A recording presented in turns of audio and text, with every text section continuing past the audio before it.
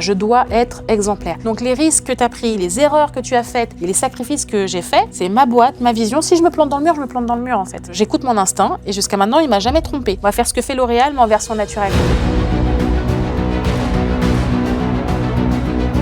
Faites petit, faites la preuve du concept, que ça fonctionne sur une petite échelle. Ensuite, vous pouvez démarrer. Je pense que les gens font un pataquès de l'entrepreneuriat. Ils flippent avant même de se lancer. Ils sont pas encore dans les problèmes qui flippent du problème. On peut pas avancer comme ça. Il faut rester focus au bout d'un moment. Tu prends, tu commences, tu finis. Après, tu as ton expertise. Quand tu as fini, quand tu as sécurisé, là, tu passes à autre chose. Pour tous les gens qui veulent faire preuve de résilience, d'audace et de détermination, mais qui n'osent pas. Il y a des gens, ils n'osent pas rêver à leur réussite. Soyez votre propre modèle. Soyez le modèle que vous auriez aimé avoir. Par contre, il faut charbonner. Tout est possible à celui ou celle qui se donne les moyens. Exactement. On n'est pas venu jouer au billes. Si tu le fais bien.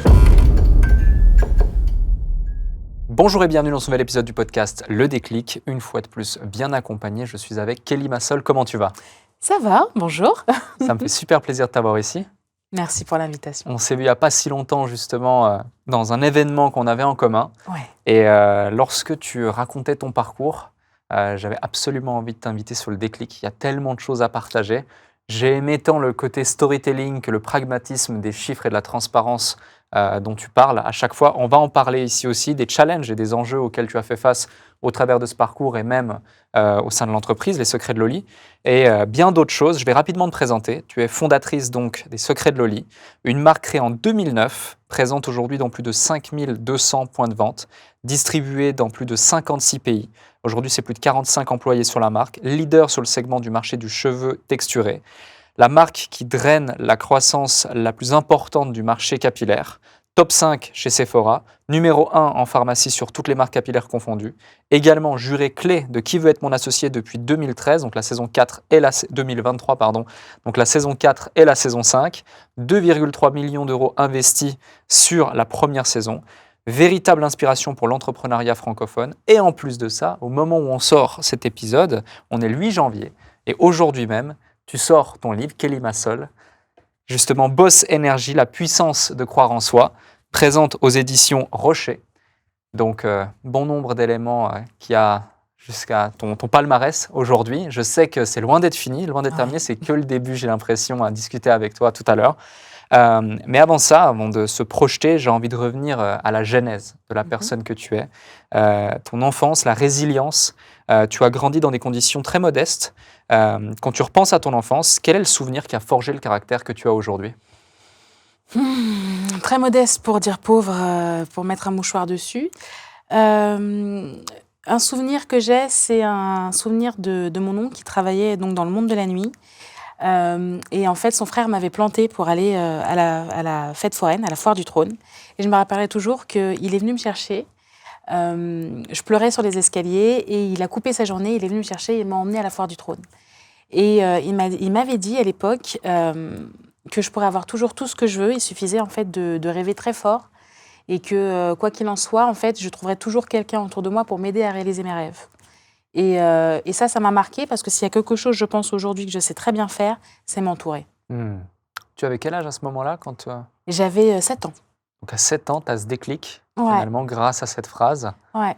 Et à ce moment-là, tu penses déjà à entreprendre ou tu penses Absolument pas. à quoi tu Absolument penses ? pas. Je viens pas d'un milieu d'entrepreneurs, je viens d'un milieu effectivement parisiano-antillais. Ça veut dire quoi ? Ça veut dire que lorsque tu grandis, on te dit qu'il faut que tu aies ton bac, que tu fasses des études, éventuellement que tu fasses un concours de fonctionnaire. Si c'est pas pour aller travailler à la sécurité sociale, ce sera chez EDF ou dans les hôpitaux pour avoir ton billet tous les 5 ans payé pour aller dans les dom-toms. Donc non, je viens pas du tout de ce milieu-là. Non, par contre, j'ai grandi en fait, et je l'aborde dans le livre. Je pense que mon oncle a essayé de me sortir en fait de la bulle de misère dans laquelle on était. Et donc, je pense qu'il y a un film comme ça. En fait, on te met dans une bulle et tu crois que c'est ça la vie et que le monde en fait il va très bien et que c'est parfait, que tu peux tout faire, qu'il n'y a pas de plafond de verre, qu'il n'y a pas de racisme, il n'y a pas de, tu vois ce que je veux dire, il n'y a pas de discrimination. Et donc du coup, il m'a super bien protégée. On avait des rites ensemble où on allait genre voir des Marvel ensemble, tu vois ce que je veux dire ? Ouais. Et en fait, j'ai été élevée comme un super-héros. Ok. Mon oncle m'a toujours dit, tu es ma chose. C'était super bizarre, mais et tu feras ce que tu voudras et tu vas faire de belles choses. Et donc, il m'a inculqué en fait cette notion de résilience, de combat, mais aussi de rêver grand. Donc, pour moi, quand j'étais petite, je disais, je vais être pompier, je vais être avocate, je vais être juge, alors que je viens pas du tout d'un milieu où, tu vois. Et je disais, je vais être millionnaire, je veux plusieurs maisons dans plusieurs pays, j'aurai sûrement plusieurs maris.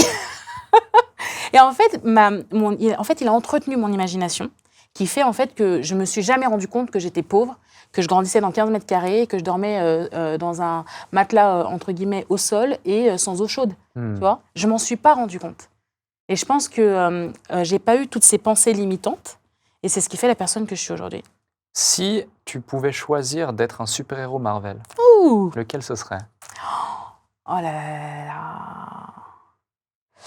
là. C'est une très très bonne question. Mon oncle avait un truc pour Doctor Strange qui est très charismatique. Ouais. Donc j'aime beaucoup, mais sinon, alors c'est pas. D'ailleurs, c'est pas un Marvel, il me semble, c'est Batman. Ah, c'est un DC. Ouais, c'est un DC. Parce qu'on faisait les deux, bien entendu. C'est un DC Comics, ouais. C'est également mon super-héros préféré. Ouais. J'adore Batman. J'aime sa dualité. Ouais. Pourquoi tu aimes cette dualité? Qu'est-ce que ça représente pour toi? On a tous une part sombre en nous. Après, on choisit de l'exploiter ou pas. On choisit de l'exploiter pour le bien ou pour faire des choses, voilà. Et d'ailleurs, moi, quand j'ai fait mes études et que j'ai grandi, au début, je voulais être juge. Et ensuite, j'ai dit non, j'ai peur d'être corrompue. Donc, je serai avocate. Comme ça, D'accord. je choisirais mes clients. Tu avais cette croyance qu'on est Ouais. corrompu en tant que juge. Enfin, que je pourrais me faire corrompre. Non, D'accord. non, que je pourrais me faire corrompre. D'accord, ok. Tu vois, à cause de cette dualité. Ok. Donc, on me dit non, tu vas pas raconter ça. Si, c'est vrai. C'est vrai. Quand tu as grandi sans argent, quand tu vois ce que je veux dire, tu peux être influençable. Complètement. Tu vois, Complètement. tu peux. Et donc, j'avais peur de ça. Et donc, à l'époque, j'avais fait le choix. Non, finalement, je vais faire des études de droit. Comme ça, je pourrais choisir mes clients. Ok, très clair. Pour en revenir à ton parcours, il y a déjà plein de choses que j'ai envie d'évoquer. À l'âge de 15 ans, tu demandes à être placé en famille d'accueil pour échapper justement à un environnement qui est compliqué, qui est difficile. Qu'est-ce qui t'a donné le courage de prendre cette décision, une décision aussi forte à ce moment-là, qui plus est, quand on a 15 ans Alors, 15 ans, ouais, c'est tout juste 15 ans. Tout juste. 14-15 ans. Ouais. En fait, donc j'étais en 3e. J'ai eu une dispute avec ma mère. On s'est tapé dessus. J'en suis ressortie avec des séquelles sur le moment. Et en fait, je me suis dit non, merde, stop. Je suis pas née pour souffrir. En fait, cette notion de me préserver ou autre, je crois que je l'ai. Je veux bien choisir mes souffrances, tu vois ce que je veux dire, mais je veux pas qu'on m'impose quelque chose. Et donc, je me suis levée un matin et je boitais encore, j'avais encore, voilà. Et je suis allée en fait à l'hôpital de La Fontaine dans le 93, parce qu'à l'époque on habitait dans le 93, ça faisait que 2 ans qu'on habitait là. Parce qu'en fait, quand ma grand-mère est morte, elle m'a récupérée à 11 ans, ma mère, seulement. Donc j'ai dû aller vivre avec ma mère et finalement on s'entendait pas. J'ai pas grandi. Pour elle, c'était pas elle ma figure maternelle. Et j'ai eu un déclic. Pendant que je me disputais avec elle ce jour-là, c'est là où le déclic est arrivé, c'est là où on en est venu aux mains. Dans ma tête, j'ai entendu, cette femme-là n'est pas ta mère, elle n'agit pas comme une mère. Ta mère, c'était ta grand-mère et ta grand-mère est morte. Donc, tu n'as plus de mère. Et en fait, c'est là où en fait, j'ai eu ce déclic en me disant, mais pourquoi je m'inflige de vivre avec quelqu'un qui n'est pas ma mère, qui ne me supporte pas et avec qui je ne veux pas ressembler et vice-versa, en fait. Et donc, je suis allée à l'hôpital et je suis allée au service social. J'ai vu une assistante sociale et j'ai tapé à la porte et j'ai dit bonjour. Elle m'a dit oui, c'est pourquoi? Je lui ai dit, je voudrais être placée. Elle m'a regardée avec des yeux. Elle m'a dit, pardon? J'ai dit non, je voudrais être placée en famille d'accueil. Elle m'a dit non, mais ça se fait pas comme ça, enfin, je veux dire. Et donc, en fait, elle m'a dit mais non. Elle nous a donné un rendez-vous. Et en fait, quand elle a appelé ma mère a dit oui, ok. Et elle m'a dit que c'était le placement le plus rapide de toute l'histoire. En à peu près 1 mois, à la fin du mois, en fait, elle signait les papiers, j'étais placée en famille d'accueil. D'accord. Et à ce moment-là, du coup, comment tu le vis? Est-ce que c'est pour toi une libération? Est-ce que justement ce changement d'environnement, tu te dis, il y a un avenir différent qui me sourit? Comment tu le vis à ce moment-là? C'est pas anodin. Je le vis comme, enfin, c'est un choix, une décision où j'ai l'entière liberté en fait de ma vie en fait finalement. Je sors d'un carcan qui me correspond pas. Après, c'est pas tout beau tout rose parce que Bien voilà. sûr. Mais j'étais assez maligne à l'époque pour avoir demandé un placement en famille d'accueil à Paris, parce que j'allais au collège Condorcet dans le 8e. Et donc, ça justifiait que je demande une famille dans Paris. Et donc, c'était pour éviter donc, d'être en banlieue, parce que j'avais bien capté que c'était 2 salles, 2 ambiances, tu vois, déjà. Je refusais de continuer ma scolarité, enfin, de faire ma scolarité en banlieue. Donc, en fait, j'avais déjà un esprit d'analyse. Tu vois, je prenais déjà du recul sur toutes mes décisions. J'ai toujours eu un coup d'avance, en fait, sur tout le monde. Quand tu penses A, en fait, moi, je suis déjà au plan D, tu vois. Donc, j'ai des solutions dans ma tête. C'est peut-être parce que j'ai un TDAH, tu vois, donc j'anticipe beaucoup de choses. Et donc, du coup, j'ai d'abord été en famille d'accueil en région parisienne, le temps de m'en trouver une dans Paris. Et ensuite, j'ai trouvé une famille d'accueil dans le 14e arrondissement à Paris. Et c'est là où j'ai su que j'ai fait le bon choix, c'est quand elle s'appelait Henriette Guillemot. Elle a dû décéder depuis, c'était une femme âgée. Ses enfants étaient partis. Et quand je suis arrivée, elle m'a montré ma chambre. Et puis, à un moment, je lui ai dit, oui, je voudrais sortir, tout et tout. Elle m'a dit, OK, pas de souci, sois là à 19h30. Je te fais confiance. En fait, le fait qu'elle me dise juste « je te fais confiance », que quelqu'un, en fait, se dise « mais en fait, faut lui faire confiance, en fait ». Et ben moi, ça m'a changé la vie, en fait. Je me suis dit « mais en fait, je suis pas l'enfant terrible ». Ma mère, elle se plaignait énormément de moi, parce qu'en fait, j'ai toujours eu un caractère fort. Mais comparé aux autres enfants, je faisais rien de phénoménal ni d'exceptionnel. J'allais à l'école tous les jours, je ratais aucun cours, je rentrais à peu près à l'heure. Et en fait, pour une fois, j'ai eu l'impression d'être une enfant normale.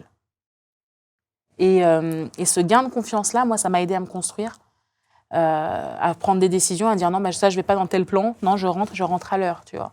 Parce qu'il y avait quelqu'un qui me faisait confiance et que je n'avais pas envie de décevoir, en fait. Tout à fait. J'imagine une expérience comme celle-ci aussi te force à tout de suite avoir une certaine maturité. Oui. Cette maturité qui t'a aidé après à grandir, à avancer, peut-être à avancer et grandir plus vite que C'est sûr. les autres enfants de ton âge. Non, mais moi j'ai tout de suite compris, dès petite, j'ai tout de suite compris qu'il y avait un truc. Ouais. Euh, Quel truc? Que ma vie n'était pas commune. Ouais. Que ma vie était différente. Alors oui, j'étais vouée à faire d'autres choses, des grandes et des belles choses, mais que la vie que je vivais, c'était pas celle des copines, quoi. Et d'ailleurs, ça se ressent quand tu fais les premières invitations, les premières pyjama parties. La première fois que j'ai dormi en dehors de chez moi, j'ai vu que les gens, ils vivaient pas dans 15 mètres carrés. Tu vois ce que je veux dire? Tu te dis, ah, OK. Et en fait, c'est ça qui, moi, m'a fait grandir en me disant, mais moi, je veux ça aussi. Tu vois, je veux une vie différente, en fait. Et je suis pas obligée de... T'es pas obligé de rester dans ta zone. C'est pas ton destin, en fait. C'est toi qui écris ton destin et qui prends ton destin en main. Et ça, je crois que je l'ai pris très tôt. Et la première fois que j'ai pris en main ma destinée, je pense que c'est le jour où j'ai décidé de me faire placer. D'accord. Tu parlais tout à l'heure de ta grand-maman. Ouais. Elle t'a accompagnée jusqu'à tes 11 ans. Ouais. Qu'est-ce qu'elle t'a inculqué, qu'est-ce qu'elle t'a laissé, offert, que tu gardes aujourd'hui avec toi encore? Elle avait un fort caractère. Elle était connue pour ça. C'était une matriarche. C'était une femme qui a géré 2 fratries, un premier époux qui est décédé, une seconde fratrie. Donc, en fait, on appelle ça en créole une femme douboute. Ça veut dire quelqu'un de bien ancré. Tu vois ce que je veux dire? Ouais. Elle tient les rênes de toute la famille. Moi, mes oncles avaient peur d'elle. Tu vois ce que je veux dire? C'est vraiment quand elle te disait A, tu disais pas B. Ouais. Et donc, ce caractère très fort, je pense que j'ai hérité. En fait, moi, comme j'ai sauté une génération, c'est-à-dire que j'ai été élevée à l'ancienne, j'ai pas été élevée... ma mère, moi, je suis une enfant des années 80. Ma mère, juste pour te resituer le truc, ma mère, c'était une bombe atomique qui sortait avec soit des musiciens, soit avec des dealers. Tu vois, j'ai vraiment grandi dans le Paris Pigalle des années 80-90. Okay, c'est-à-dire que moi, quand je sortais avec ma mère à 11 ans, ou plutôt qu'elle sortait, je dormais dans un coin au divan du monde, dans la boîte de nuit. Tu vois, quand ma mère, elle sortait, elle faisait pas le choix. Hein. Il n'y avait pas de babysitter, je sortais avec, tu vois. Donc, j'ai grandi dans une sphère, une bulle un petit peu parisienne, un peu bizarre. Et ma grand-mère, c'était la rigidité. C'était une prof de maths, une des premières profs de maths noires à la Sorbonne. Il y avait plusieurs choses qu'elle m'a inculquées. C'est la parole. Quand tu dis un truc, tu n'y coupes pas, tu n'y échappes pas. La politesse. Ça, c'est quelque chose qui m'a sauvée. Parce que t'as beau venir d'une condition difficile, bien s'exprimer et être poli, moi, ça m'a ouvert des portes H24, tu vois. Et qu'est-ce qu'elle m'a inculqué d'autre? La ténacité, ouais, la ténacité. Ça, c'est les 3 trucs, tu vois. Le fait de rien lâcher. Ouais. Moi, je me rappellerai toujours, une fois, elle est tombée dans le coma. Et quand elle avait fait un AVC, elle parlait plus, elle avait perdu la mémoire et elle marchait plus. Elle était tellement bornée qu'elle a réappris à parler, qu'elle a réappris à écrire et elle faisait sa vie, entre guillemets, avec la moitié de sa mémoire qui était partie. Elle a dit non, c'est mort, tu vois. Et ça, cette force-là, pour moi, il y a toujours des solutions. Et tant que je ne suis pas morte, c'est qu'il y a de l'espoir. Ouais. Ensuite de ça, donc l'entrepreneuriat. Ouais. Et là, tu vas lancer, donc en 2009, Les Secrets de Loli. C'est assez dingue parce que tu lances ça avec seulement 1 500 €. Tu fais les premières recettes, les premiers produits dans ta cuisine. La première fois que j'ai entendu l'histoire, je me visualisais la chose, je me disais c'est complètement fou et génial et inspirant à la fois.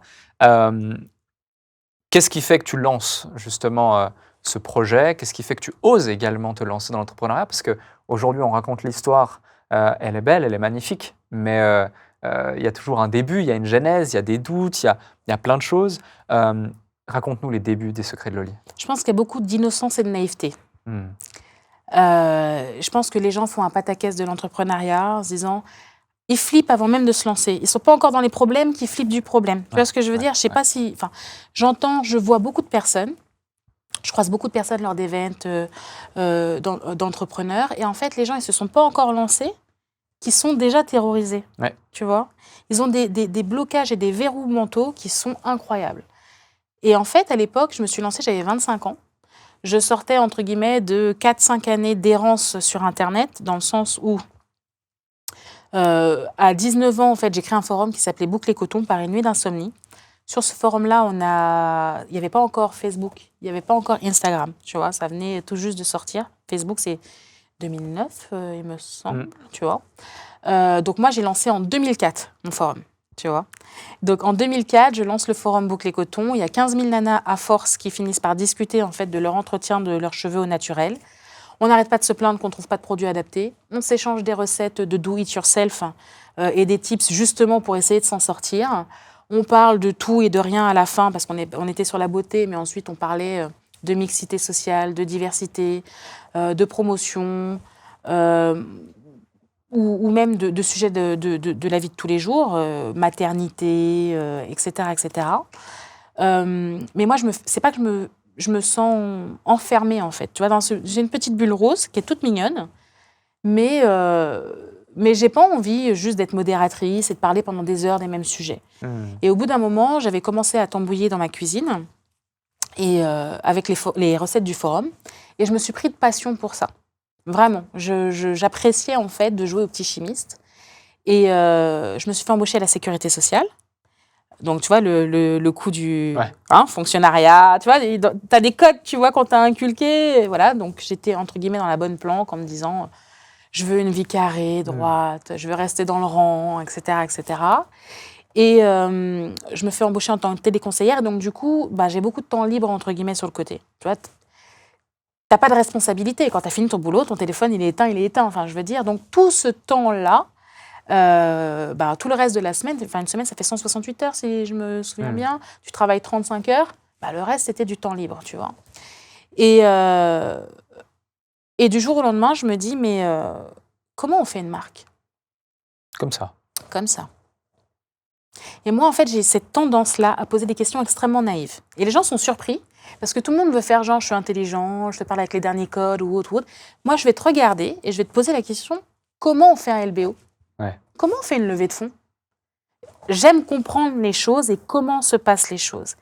Et donc, au début, c'était comment on fabrique un cosmétique. Donc, je suis allée sur Internet, j'ai regardé, émulsifiant, phase aqueuse, phase huileuse, température, stabilisation. Enfin, voilà, je ne vais pas te donner un cours de chimie. OK. Et ensuite, une fois que j'ai appris ça, je me suis dit, mais comment on lance une marque? Et donc, j'ai envoyé un mail à une entreprise une association qui s'appelle Cosmed, qui est une association de cosmétiques française où il y a plein de marques, L'Oréal, l'Occitane et des plus petites marques qui sont inscrites. Et ils m'ont donné un numéro d'un mec qui s'appelait Monsieur Robert, à l'université, un chimiste. Et je l'appelle et je lui pose cette question. Et il me dit, écoutez, je vais vous donner un autre contact qui s'appelle Claude Lucas. Il va pouvoir vous répondre. Il est chimiste toxicologue. J'appelle Claude. Il est à Avignon avec son accent, tout et tout. Et je lui pose des questions et il répond en fait à toutes mes questions. Et puis au bout d'un moment, on se voit, puis je lui montre ce que je fais. Il regarde et me dit, mais ce que vous faites là, c'est de niveau professionnel. C'est mieux que ce qu'on se trouve sur le marché là. Je dis, ah bon, etc. Mais moi, j'étais avide de savoir. Et la stabilisation, et tel ingrédient. Tu sais, t'es concentré sur le produit encore, Bien tu sûr. vois. Et puis un jour, il me dit, j'en ai marre de répondre à tes questions. Il faut que tu te lances. Je dis, mais non, mais non, mais non. En plus, j'avais mon boulot à côté. C'était un peu touchy. Et il me dit, si tu t'es pas lancé avant, je crois que c'est le 15 février, je réponds plus à tes questions. Et en fait, il m'a mis ce petit coup de pied au cul. Ultimatum. Ultimatum. Et en fait, la veille, enfin la deadline, tu vois, avant minuit, je suis allée sur le site auto-entrepreneur et j'ai créé les secrets de Loli. Ah ouais, donc le 14 février, Ouais. magnifique. Et donc là, première étape, Il me dit, bon, bah, maintenant, on va Crée faire ta les boîte. dossiers. Voilà. Voilà. Je crée ma boîte. Je m'inscris en Ouais. tant qu'auto-entrepreneur. Donc, il y a beaucoup de solopreneurs maintenant. bien sûr. Il y a beaucoup de gens À qui sont l'époque, mis à leur c'était compte. beaucoup moins à la mode. Tu fais bien de le souligner. Ben, en fait, ce qui s'est passé, c'est que le site auto-entreprise, je crois qu'il a été lancé à mi-janvier Ouais. de cette année-là, de l'année 2009, si je me rappelle bien. Et lui, il m'a mis l'ultimatum au 15. Et en fait, au début, je me posais des questions, comment on crée une entreprise? Mais avec ce statut-là, ben, en fait, en 5 minutes, Ouais. c'était réglé. Tout à fait. Et donc, du coup, j'ai aussi vu ça comme une sorte d'alignement des planètes. Hmm. Donc, je me suis connectée et j'ai créé les secrets de Loli et j'ai déposé effectivement. Ouais. Oh, ouais. Avant qu'on continue cette histoire qui est juste dingue quand on voit le parcours, je veux rebondir sur un truc qui n'est pas du tout anodin, c'est que tu dis, donc tu lances ton forum en 2004. En 2009, tu as déjà 15 000 personnes sur ce forum. Aujourd'hui déjà, en 2024, réussir, 2024-2025, à avoir 15 000 personnes sur un forum ou 15 000 personnes sur une page, ou Ouais. peu importe, c'est quelque chose. Créer une communauté engagée, on le sait, c'est pas simple. C'est un de tes secrets. Tu as vraiment une communauté extrêmement engagée. Tu as des clientes qui sont fans. On l'a vu même encore avant dans les loges. Tu en as ah, j'adore, merci, ça a changé ma vie, etc. Et je trouve ça extraordinaire, j'adore. Comment on fait pour créer une communauté engagée sur un sujet, sur une thématique? Je pense que c'est un sujet que tu maîtrises plutôt bien et que tu as répliqué à plusieurs reprises. Mais en fait, je pense que c'est là où j'ai appris. C'est sur Boucle et Coton, j'ai appris à fédérer les gens. Mmh. J'avais peut-être pas la maturité à l'époque pour comprendre qu'une communauté, ça se fédère et ça se drive, tu vois. Mais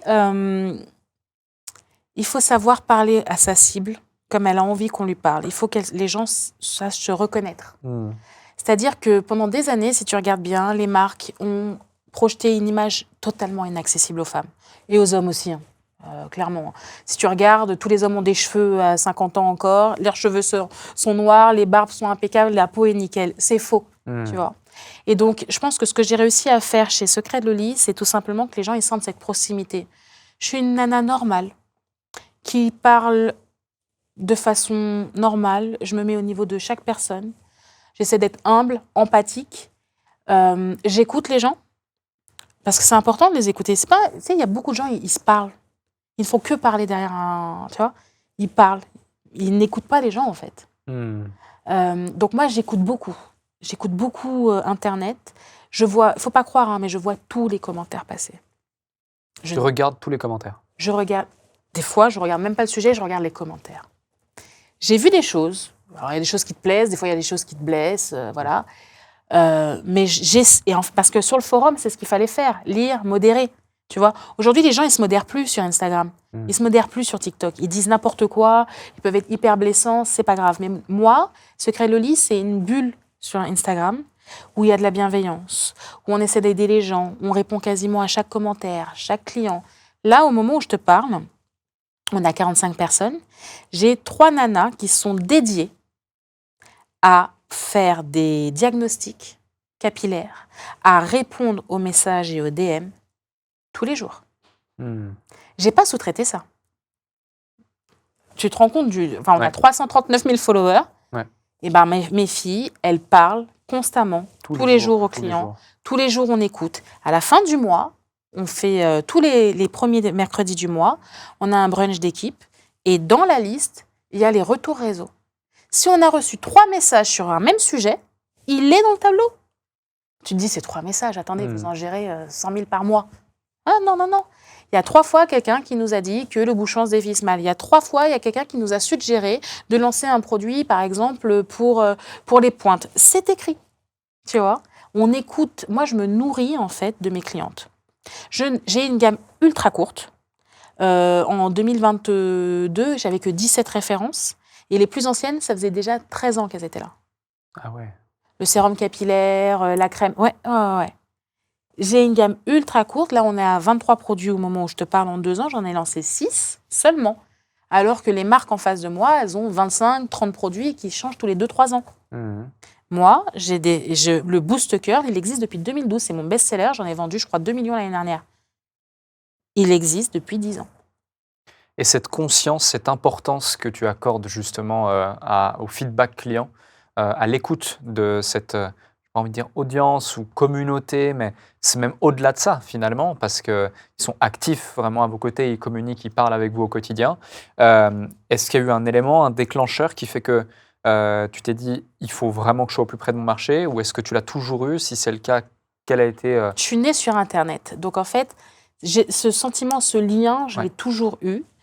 Je pense que c'est hyper important, en fait, de continuer à le garder le plus longtemps possible. Ce qui est difficile à faire, c'est cet équilibre entre... C'est plus moi qui réponds au message. C'est que la fibre, en fait, de la fondatrice reste encore... Présente 15 ans après, tu vois. 15 ans après, en fait, mes employés, mes salariés, ils s'occupent des clients comme moi j'aurais fait à peu près, tu vois. Et en fait, chez moi, tu rentres, tu as une intégration, tu passes dans tous les services pour comprendre, entre guillemets, comment ça fonctionne, pourquoi ta collègue elle a besoin d'aide, pourquoi tu ne peux pas lui demander telle chose, etc., etc. Et ensuite, comment on s'adresse aux gens. Et en fait, il y a des gens, ils rentrent, entre guillemets, ils sortent de grosses boîtes ou d'agences. Et en fait, au début, ils ne sont pas très à l'aise. Ils disent, attends, c'est vraiment comme ça ici ? Je dis, mais c'est-à-dire ? Non, mais en fait, au début, je trouvais ça tellement chelou, tant d'empathie et de sympathie, je trouvais ça tellement chelou qu'au début, je me suis demandé où est-ce que j'étais tombée, si j'étais pas tombée dans une secte. Et une employée, elle m'a sorti ça, tu vois. Et maintenant, elle est plus qu'intégrée, elle est chill et elle fait partie du truc, tu vois. Et en fait, ce lien dans l'équipe, il se ressent sur la communauté. C'est juste un effet miroir, en fait, tu vois. Si demain...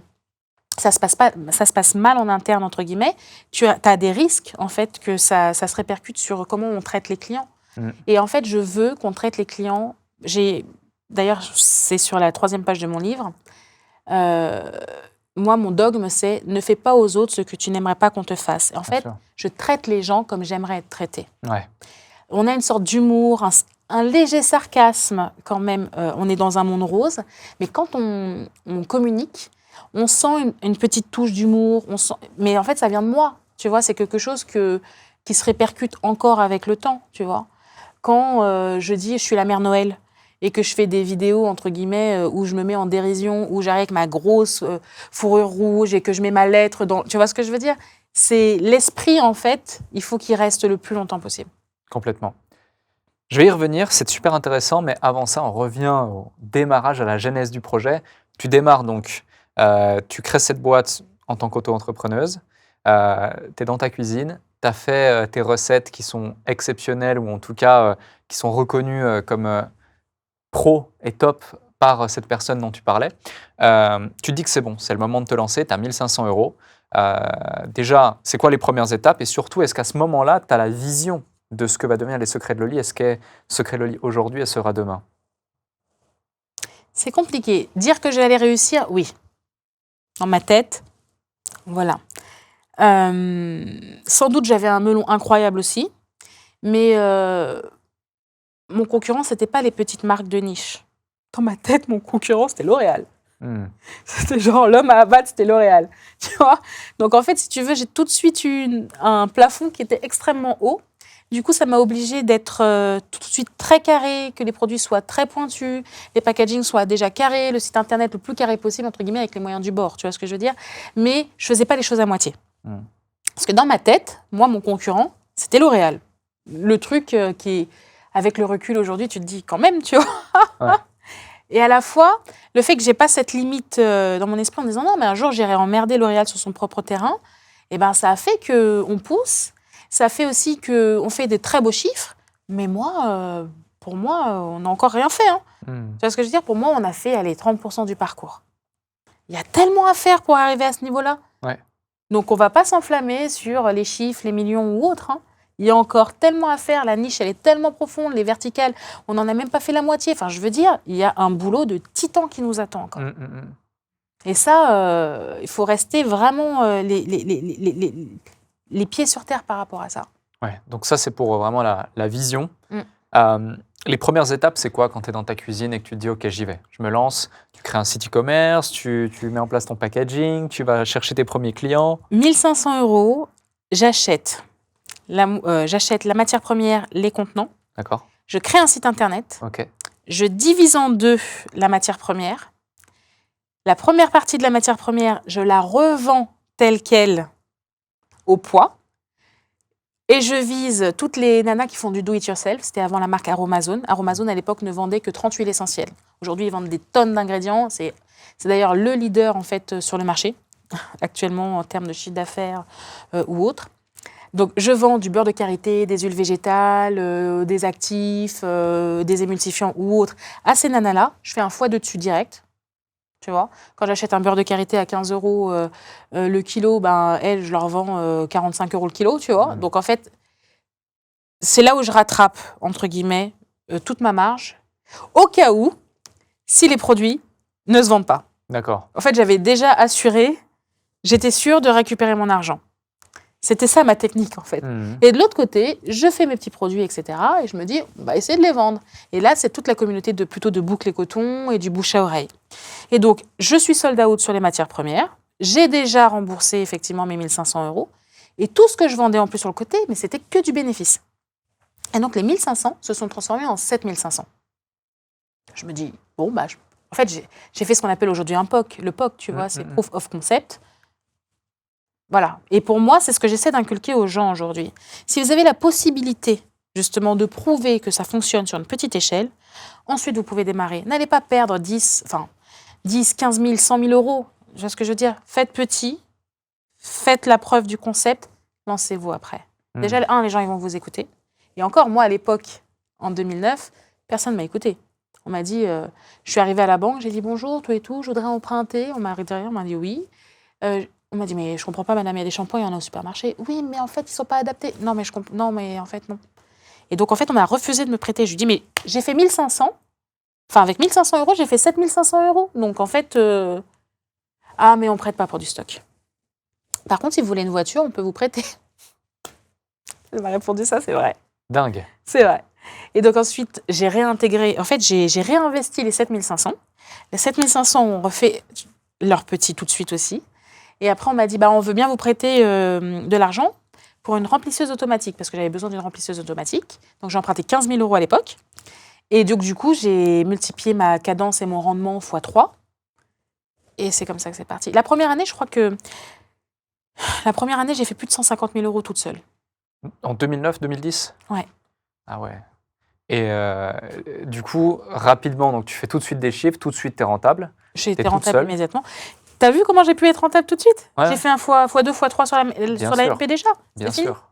Et du coup, comment ça se passe ensuite? Tu recrutes tes premières personnes, tu recrutes dans ton premier cercle.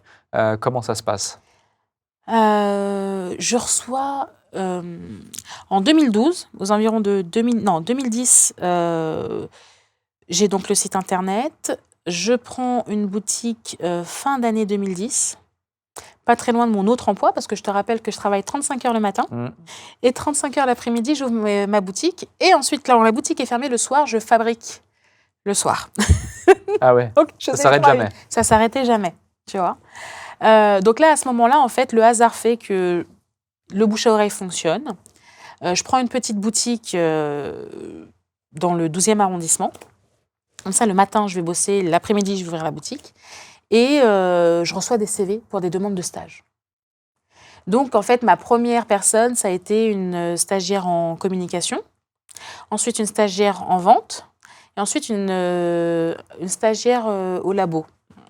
stagiaire que j'ai croisé dans un magasin comme ça, qui me dit « Vous n'êtes pas de la marque Les Secrets Loli ?» Je fais « Hein ?» Déjà, tu vois, 3 ans plus tard, il y a quelqu'un, pendant que je fais un achat dans un truc de salle de bain, qui me dit bah voilà, moi je m'appelle Fanny, tout et tout, je suis chimiste. Là, je bosse ici, c'est un job d'étudiant, mais si vous cherchez... Et en fait, on s'est parlé et j'ai eu ma première assistante de laboratoire comme ça. Dingue. Grave. Et comment tu faisais justement pour jongler entre la production, le marketing, la vente, en plus de tout le reste? Parce qu'aujourd'hui, on raconte l'histoire, encore une fois, elle est belle, comme un peu sur les réseaux sociaux, on voit les chiffres, les résultats, mais je sais que ce côté chiffre, pragmatisme, non, c'était pas facile, c'est quelque chose qui te tient à cœur aussi, de montrer la réalité de l'entrepreneuriat. Bien sûr. Comment tu faisais pour jongler entre tout ce qu'il y avait à faire, sachant que tu étais seule, même si après tu constitues une Bien petite sûr. équipe?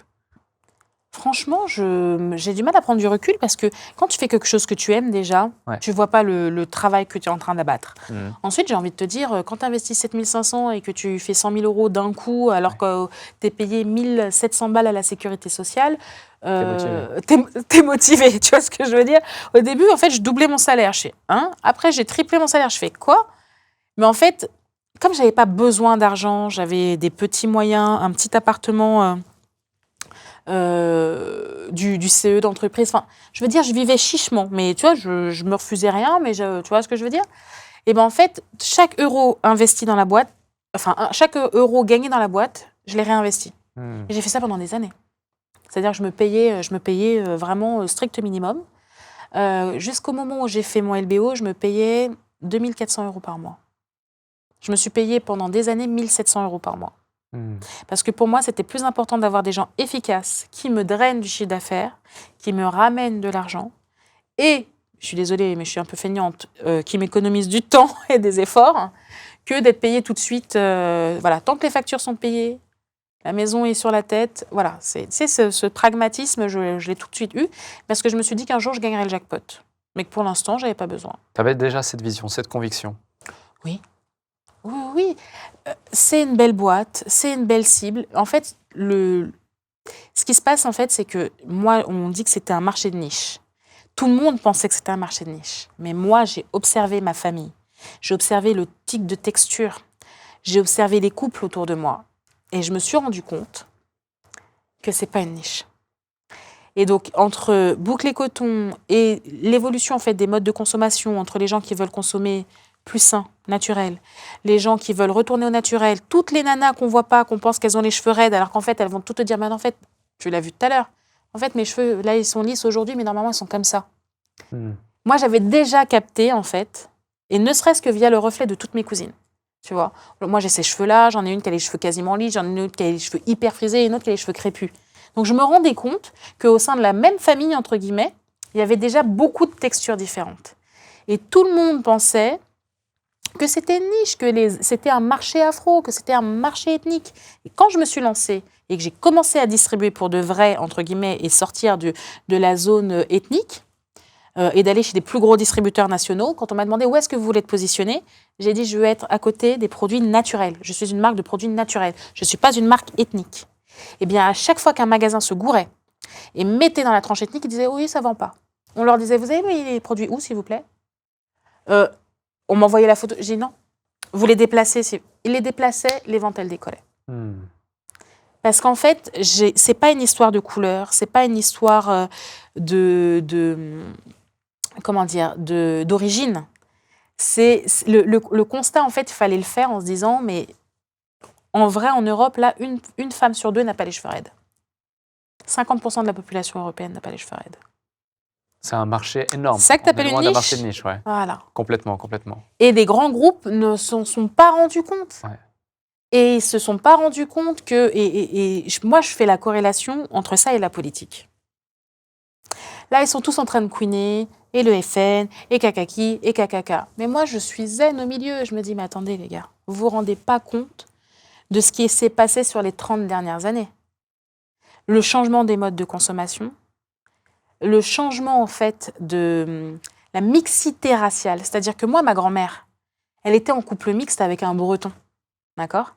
À l'époque, genre, c'était les seuls, limite, on leur jetait des pierres. Aujourd'hui, tu sors dans la rue, il n'y a que des couples mixtes.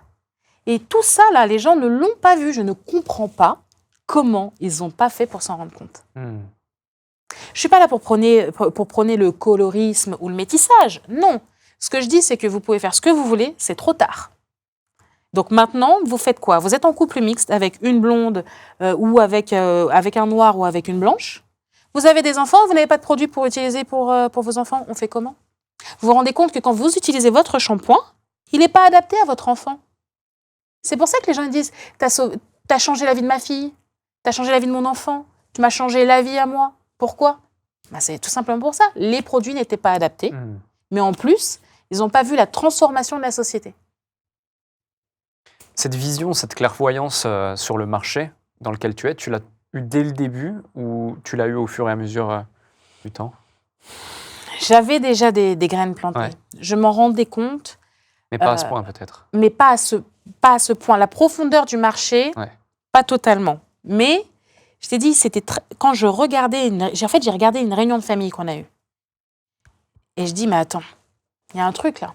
On a toutes des carnations différentes, on a toutes des textures différentes. Mais vraiment, en plus, on est une génération où il y a eu beaucoup plus de filles. Donc en fait, c'est encore plus frappant parce que sur les garçons, ils portent leurs cheveux courts. Là, c'était frappant.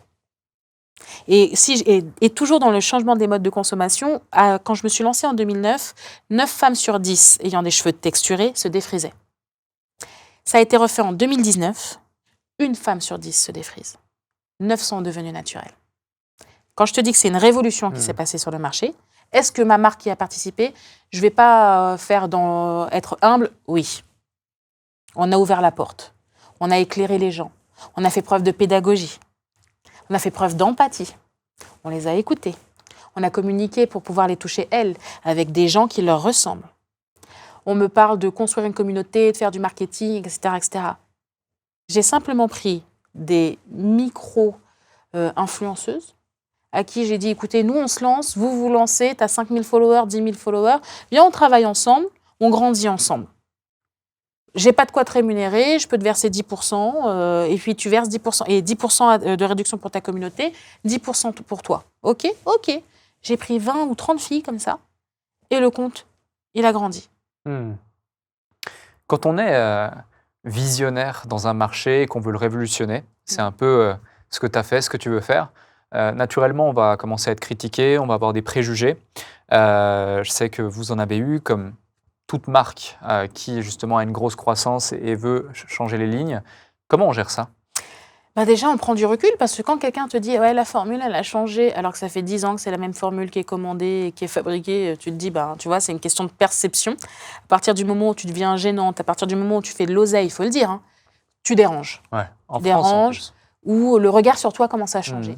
Il y a bien un truc que me dit ma cousine qui est mon assistante personnelle, qui est devenue mon assistante personnelle, c'est bien un truc qu'on ne peut pas dire, c'est l'oseille, tu n'as pas changé. Tu as toujours été comme ça, insolente, impertinente, avec un fort caractère et une vision très... Tu vois ce que je veux dire? Donc, elle me dit, c'est pas l'argent qui t'a changé. Peut-être l'écran, mais c'est pas l'argent qui t'a changé. Et c'est pareil, en fait, pour le ressenti des gens. C'est, oui, c'est une grosse marque. On n'est pas une grosse marque, on est 40 personnes. On n'est personne à côté du groupe là qui fait plusieurs milliards et qui a des dizaines de milliers de salariés. Calmez-vous. Mais on est venu disrupter le marché, on est venu faciliter la vie aux gens, on est venu avec un produit adapté, et ça peut déranger, tu vois. Et la façon de communiquer aussi, ça peut déranger, ça peut être clivant, effectivement. On est dans un monde rose, on a pris vraiment le virage à 360, c'est-à-dire qu'il y en a. À l'époque, c'était dans le beige, tu voulais faire dans la naturalité, tu mets des feuilles, tu vois ce que je veux dire, tu mets du végétal autour. Moi, j'ai dit non, ce sera rose, ce sera clinquant, tu vois. Ce sont des choix qui représentent la fondeur que je suis aussi, tu vois. Et j'ai pas ma langue dans ma poche, mais je dois rien à personne. Moi, mon travail aujourd'hui, c'est de faire quoi? C'est de faire des bons produits, de qualité adaptée et accessible. Point. Je ne me suis pas engagée sur arrêter la faim dans le monde, arrêter la guerre dans le monde. Tu vois ce que je veux dire? Moi, mon boulot, les gens me payent, entre guillemets, pour ça. Ils payent mes produits pour un produit de qualité, d'accord, à un prix accessible et qui fonctionne. Ça, c'est ma base. Le reste autour, ça va avec. Tu vas te manger des portes. Voilà, on a été critiqué à un moment parce qu'on avait fait un voyage presse où j'ai réservé un avion entier et j'ai mis 180 personnes dedans. On est parti à Marrakech pour 48 heures à peine. J'ai envie de dire, moi, j'ai fait ça, marque française. Ça a été clivant. Il y en a, ils ont dit, mais attends, tu te rends compte, la petite marque, là, elle vient de faire ça, c'est du niveau international. Les Américains, ils font ça tout le temps. Il n'y avait personne qui avait fait ça en France. Et puis, tu as les autres qui vont te dire, non, mais attends, l'écologie, ça veut dire qu'ils font tellement d'oseille qu'ils peuvent le jeter par les fenêtres, c'est pas normal, etc., etc. Tu vois, il y a 2 poids, 2 mesures. Ouais. Alors que des voyages presse, toutes les marques en font, déjà en France ou aux US, tu vois. Complètement. Je ne vais jamais satisfaire tout le monde. On peut pas. Tant que je reste sur ma ligne, tant que je suis alignée avec mes valeurs, que je dors sur mes 2 oreilles la nuit avec moi-même, moi, j'avance. C'est un vrai sujet là que tu évoques, parce qu'il y a beaucoup d'entrepreneurs justement qui nous écoutent, la quasi-intégralité de nos auditeurs. Tu le dis, on ne peut pas satisfaire tout le monde. Et justement, beaucoup de gens ont peur de se lancer, ont peur de l'échec, ont peur du regard des autres. Se diversifie trop, Et ouais, trop tôt. c'est ça. Et justement, comment faire pour rester aligné Focus. sur sa ligne? Le focus. Il faut rester focus. Ouais. Bon, on me dit, mais pourquoi tu fais pas ci et pourquoi tu fais pas ça? Non, déjà, j'ai une verticale, il faut que je la défonce de haut en bas. Il faut que je prenne tout le gâteau, entre guillemets. Tu vois ce que je veux dire? Ouais. Il faut vraiment finir ce que tu as commencé. Après, tu as ton expertise. Quand tu as fini, quand tu as sécurisé, entre guillemets, secure de bag, comme disent les Américains, là, tu passes à autre chose. Les gens, ils ont 2 leçons d'avance et ce sont les premiers sur LinkedIn à te dire « Alors voilà comment vendre une master... » Seriously, guys? Rappelle-moi combien tu as fait de CA, rappelle-moi depuis combien d'années tu fais le taf, là? Non, vous n'êtes pas sérieux. Je t'assure, j'ai vu des gens, ils ont fait des crowdfunding, d'accord, il y a 1 an. Aujourd'hui, ils te vendent des masterclass pour faire réussir. C'est pas possible. On ne peut pas avancer comme ça. Il faut rester focus au bout d'un moment. Tu prends, tu commences, tu finis. Et c'est justement ce poids-là, et cette expérience-là, et ce sérieux-là. Moi, aujourd'hui, tu peux tourner dans tout Paris. Tu ne trouveras pas une seule personne qui dit qu'elle dit ce qu'elle fait. Enfin, moi, notre truc, c'est on fait ce qu'on dit et on dit ce qu'on fait. Tu vois?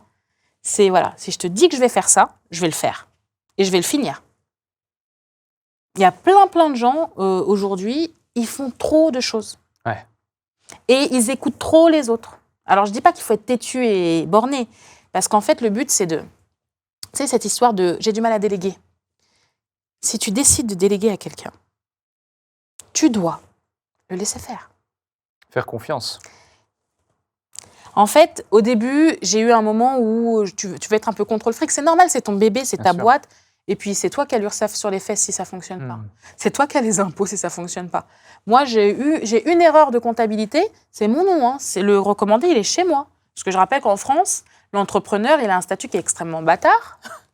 C'est-à-dire qu'il est garant pour sa boîte. Tu vois, les salariés peuvent faire, entre guillemets, des erreurs. Au pire des cas, ils ont un blâme. Au pire des cas, on leur tape sur les doigts. Mais ils ont cette sécurité. Nous, on n'a pas cette sécurité. Si je me viandais à l'époque, quand j'ai commencé, effectivement, eh ben, en fait, après, moi, je perdais tout, pour de vrai. Tu vois, quand à l'époque, tu empruntes pour une remplisseuse automatique à 10 000 €, je rappelle que c'est quand même l'équivalent de 8 mois de salaire, enfin 5 mois de salaire ou 6 mois de salaire à la sécurité sociale. C'est énorme. Je peux pas... Donc, tu n'as pas le choix que de réussir. Ouais. Mais la confiance n'exclut pas le contrôle. Exactement. C'est-à-dire qu'en fait, à partir du moment où tu confies à la personne, c'est que toi, il faut se faire confiance à soi pour recruter la bonne personne. Il faut se faire confiance. Enfin, je veux dire, tu as recruté quelqu'un, c'est pour faire son taf à sa place, ne l'embauche pas, prends son salaire. C'est mieux, tu vois. Donc, tu délègues à la personne. La personne, tu es censé avoir évalué que c'était la bonne personne au bon endroit. D'accord? Maintenant, laisse-la faire. Sinon, tu es cuit, en fait. Moi, à un moment, je remplaçais les cartouches d'encre. Je faisais les livraisons en scooter. Je formulais. Je faisais la compta. Non, tu peux pas. Au four et au moulin. Au four et au moulin, H24. Il y a un épuisement de l'entrepreneur qui peut arriver bêtement, tu vois. Il faut faire hyper attention. Très souvent, d'ailleurs, le cas. Il faut préserver sa santé mentale et physique. Ouais. On va y venir justement sur l'équipe, parce qu'il y a eu des chamboulements également assez intéressants, qui peuvent toucher tous les entrepreneurs d'ailleurs. Depuis ses débuts, Les secrets de Loli connaissent une croissance assez dingue année après année. Il y a eu des années où c'est presque 200% de croissance sur des beaux montants, hein, sur des beaux chiffres qui plus est. On va en parler. Qu'est-ce qui, selon toi, est le principal facteur de cette croissance? C'est un produit qui rencontre son marché. C'est une profondeur de marché qui est toujours mal évaluée. Et en fait, tout le monde s'excite sur 100% de croissance. Là, on est une des seules marques à notre taille qui font plus de 40% de croissance, tu vois, chaque année. Ouais. Mais c'est la profondeur du marché, en fait. Et c'est le fait le taux de recommandation. Et puis, entre 2020 et aujourd'hui, avant ça, je faisais que de la micro-influence. 0 budget marketing jusqu'à 2022. Je ne sais pas si tu te rends compte. Et j'ai commencé à investir sur de la publicité, paid et promotionnelle en 2022. Et donc, du coup, tu passes d'un coût d'acquisition. À l'époque, on avait un coût d'acquisition qui était aux alentours de 1,50 €. 1,50 €. Ouais. Je ne sais pas si ceux qui nous écoutent se rendent compte, mais c'est vraiment faible par rapport... Dans la beauté, Ouais. Dans la beauté, en moyenne, c'est si tu t'en sors bien, c'est 10 €. Ah ouais. Ça peut monter jusqu'à 25 ou 50 € en fonction de si dans le luxe, pas dans le luxe, voilà. Ouais. Donc on est vraiment sur un produit qui trouve son marché, comme tu le dis. Qui Même trouve en son plus. marché et qui est recommandé, en fait. Complètement. Mais moi, mes meilleurs marketeurs, ce sont mes clients. Bien sûr. Naturellement et en organique qui plus est. Exactement. Tu dis que tu lances la publicité à partir de 2022. Pour qu'on se rende compte, 2022, c'est combien de chiffre d'affaires annuel à ce moment-là déjà? Plus ou moins 17. 17 millions d'euros. Ouais. En organique depuis le début, en partant de zéro. Ouais. Et Je lance la première vague de publicité. Pour de vrai, parce qu'avant ça, j'avais fait un spot publicitaire dans notre cuisine, dans un, comment on appelle ça, dans un Airbnb qu'on avait loué, et j'avais payé 2 spots sur TF1. Tout le monde pensait que j'étais devenue géante. J'avais fait un coup de bluff énorme, c'est-à-dire que j'avais payé donc dans le métro donc une campagne d'affichage. D'accord. Que j'avais fait avec des influenceuses. Et j'avais fait un spot vraiment avec les moyens du bord. Et ensuite, j'ai payé 2 spots à 20 h sur TF1. Et donc, j'en ai fait un event en disant, bah, regardez, etc., etc. Ça avait ému tout le monde de se dire, mais attends, c'est incroyable. Je me rappelle, il y avait Dyson avant moi et je ne sais plus quelle autre marque. Enfin, vraiment. Et donc, les gens, ils se sont dit, waouh, ils sont pétés d'oseille. Le budget, c'était 2 pubs. Et le reste, on avait mis quelques spots sur la TNT, tu vois. Mais le truc avait fait tellement un buzz qu'une marque black-owned, française, enfin, sortie de nulle part, qui n'appartient sur TF1, 20 h, ça avait fait câbler les gens. Mais en vrai, le budget était minuscule et en fait, j'avais fait tapis. C'est-à-dire tout le budget qu'on avait pas mis de l'année, je l'ai mis sur cette pub-là. Et en 2022, on a fait une vraie campagne de pub. Okay. Et là, on avait investi 1,5 million d'euros. Ah ouais, donc on change, voilà. On change de dimension Ouais. quand même. Ouais. Après, vu les coûts d'acquisition que tu m'as évoqués, ça valait vraiment le coup. Et je pense que derrière... J'avais fait tapis en 2022 aussi. C'est-à-dire qu'on est resté en organique et sur le dernier trimestre, on a envoyé. On a fait la pub, on avait utilisé une agence qui nous avait vraiment aidés, on avait fait le concept, on avait loué des studios, enfin le truc c'était incroyable, c'était Hollywood. D'accord. Et ensuite on a abattu. Septembre, octobre, novembre, décembre. Tu vois, fin septembre jusqu'à décembre, parce que chez nous c'est quand même plus de 40% de notre chiffre d'affaires. Bien sûr, avec Black Friday, Noël, énormément de choses, tout à fait. Cette croissance, comment on la gère? Parce que c'est pas anodin d'avoir une croissance, là on parle d'hyper-croissance qui plus est. En plus, c'est ta première aventure entrepreneuriale. Grave. Quand on devient entrepreneur, déjà, tu as su faire des recettes dans ta cuisine, c'est déjà exceptionnel. Ouais. Mais ensuite, tu as dû apprendre 150 métiers différents. Comment on gère cette hypercroissance? Sachant que tu es seul associé. Oui.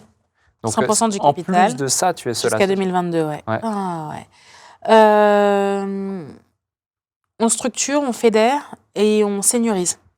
C'est-à-dire que je pense qu'en 2016, fin 2016, j'ai fait rentrer un senior, entre guillemets 45 ans, qui avait de l'expérience, et on s'est dit on va structurer la boîte pour devenir grand.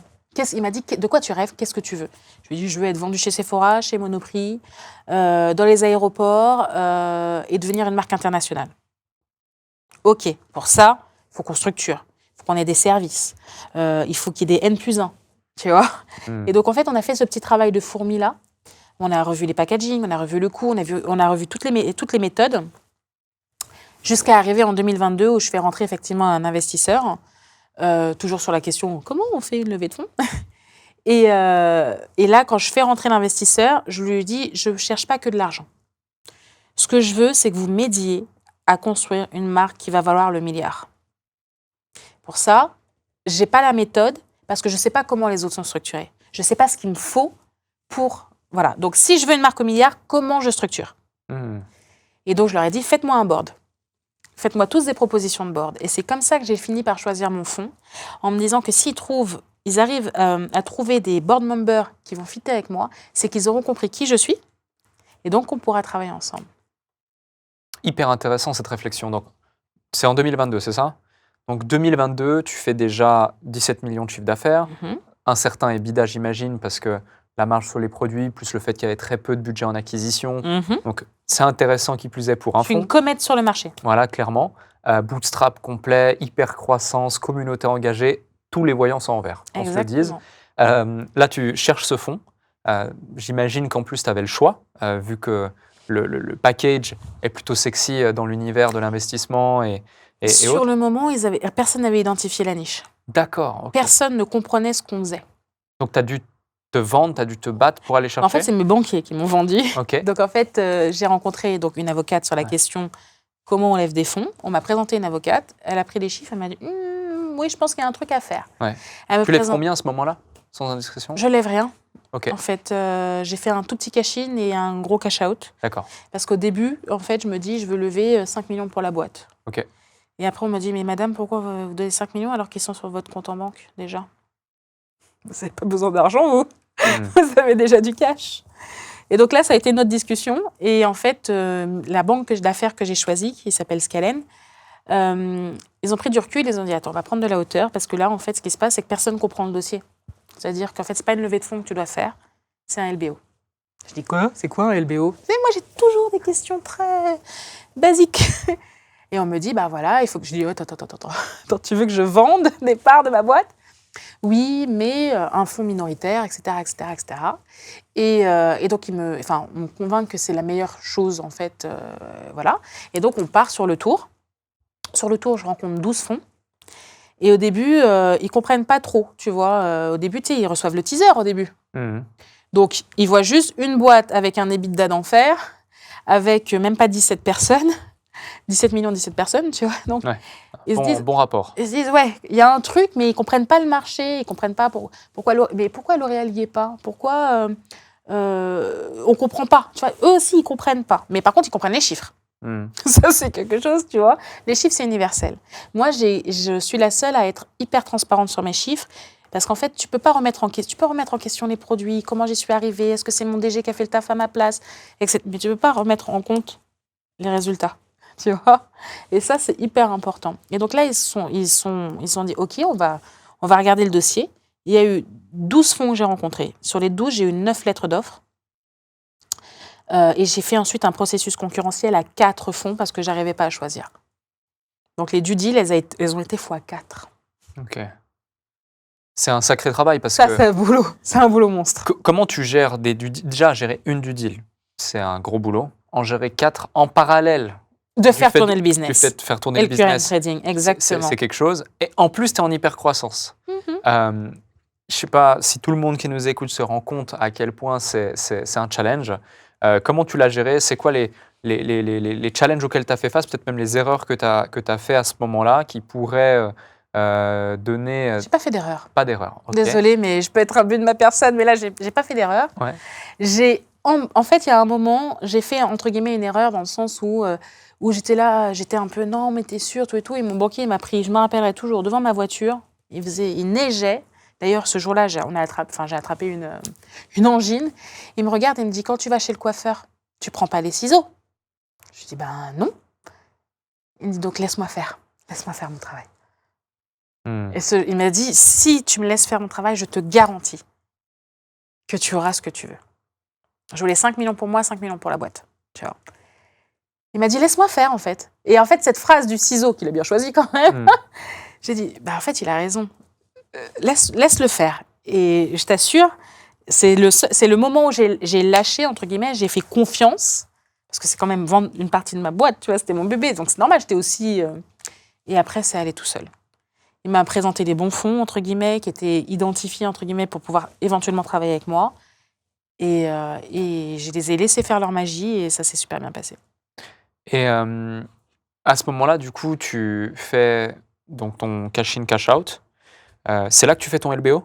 Ouais. Ok, donc tu fais ton LBO. Et c'est quoi la suite? Du coup, maintenant que tu as ce fonds, tu as ce board, tu as ce cash, mais finalement dont tu n'avais pas forcément besoin, mais ça permet toujours de voir plus grand, de voir plus vite, d'accélérer, d'acheter du temps et donc de la croissance. Acheter du temps et de l'expérience. Complètement, ouais. Je suis allée acheter du temps et de l'expérience. Parce que contrairement à d'autres boîtes qui sont arrivées, elles ont fait du chiffre d'affaires, on en a entendu parler partout, moi, j'ai mis 10 ans avant qu'on parle de moi. Mais pendant 10 ans, j'ai réussi à faire 10 millions. Tu vois ce que je veux dire? Et donc, en fait, moi, j'ai fait petit à petit, sans bruit. Et en fait, c'était important que je reste sous les radars. Parce que je répète, pour moi, dans ma tête, mon concurrent, c'était L'Oréal. Et je devais être assez forte, entre guillemets, pour que c'est trop tard, je suis là. Tu sais, tu te retournes, tu dis, merde, t'es là. Bah, je vais devoir faire avec toi. J'avais très, très peur de ça. Donc, je suis restée sous les radars. Tu sais, pas de paid, pas d'affichage, etc. jusqu'à 2020. Pourquoi? Parce que pour moi, il fallait arriver, tu sais, par surprise, en disant, mais en fait, c'est eux le leader, c'est eux la meilleure marque pour ce segment, et la communauté est assez grosse, assez forte, on ne peut pas t'éteindre. Parce que j'ai vu trop de marques disparaître comme ça, tu vois. Vous aurez trop visible rapidement, et puis... Mais il suffit que tu aies un concurrent que tu saoules, et ils se disent, bah ok, moi j'appuie sur le bouton marketing, moi j'ai du budget. Et puis eux, ils ont un budget illimité, enfin je veux dire, tu vois. Donc demain, sur toutes les chaînes à 20h, tu as la même pub qui tourne, je peux te dire que c'est plus la même relation, tu vois. Donc j'ai construit mes relations avec mes distributeurs, je suis arrivée dans le top 3, dans le top 5, ou voire première, petit à petit, tu vois. Et personne ne s'en est rendu compte. On parle beaucoup justement de cette croissance, cette réussite qui est concrète, qui est réelle, mais comme toute entreprise, il y a des moments où il y a des crises. En 2019, il y a une grande crise en interne justement que tu dois gérer. Qu'est-ce qui se passe concrètement? Comment tu la gères? C'est un truc qui me fait du mal encore, tu vois. C'est un deuil que je fais dans le livre, tu vois. Je prends du recul, je me dis, est-ce que c'est moi qui manquais de maturité? Ou est-ce que tout simplement, c'est arrivé chez Facebook, je crois.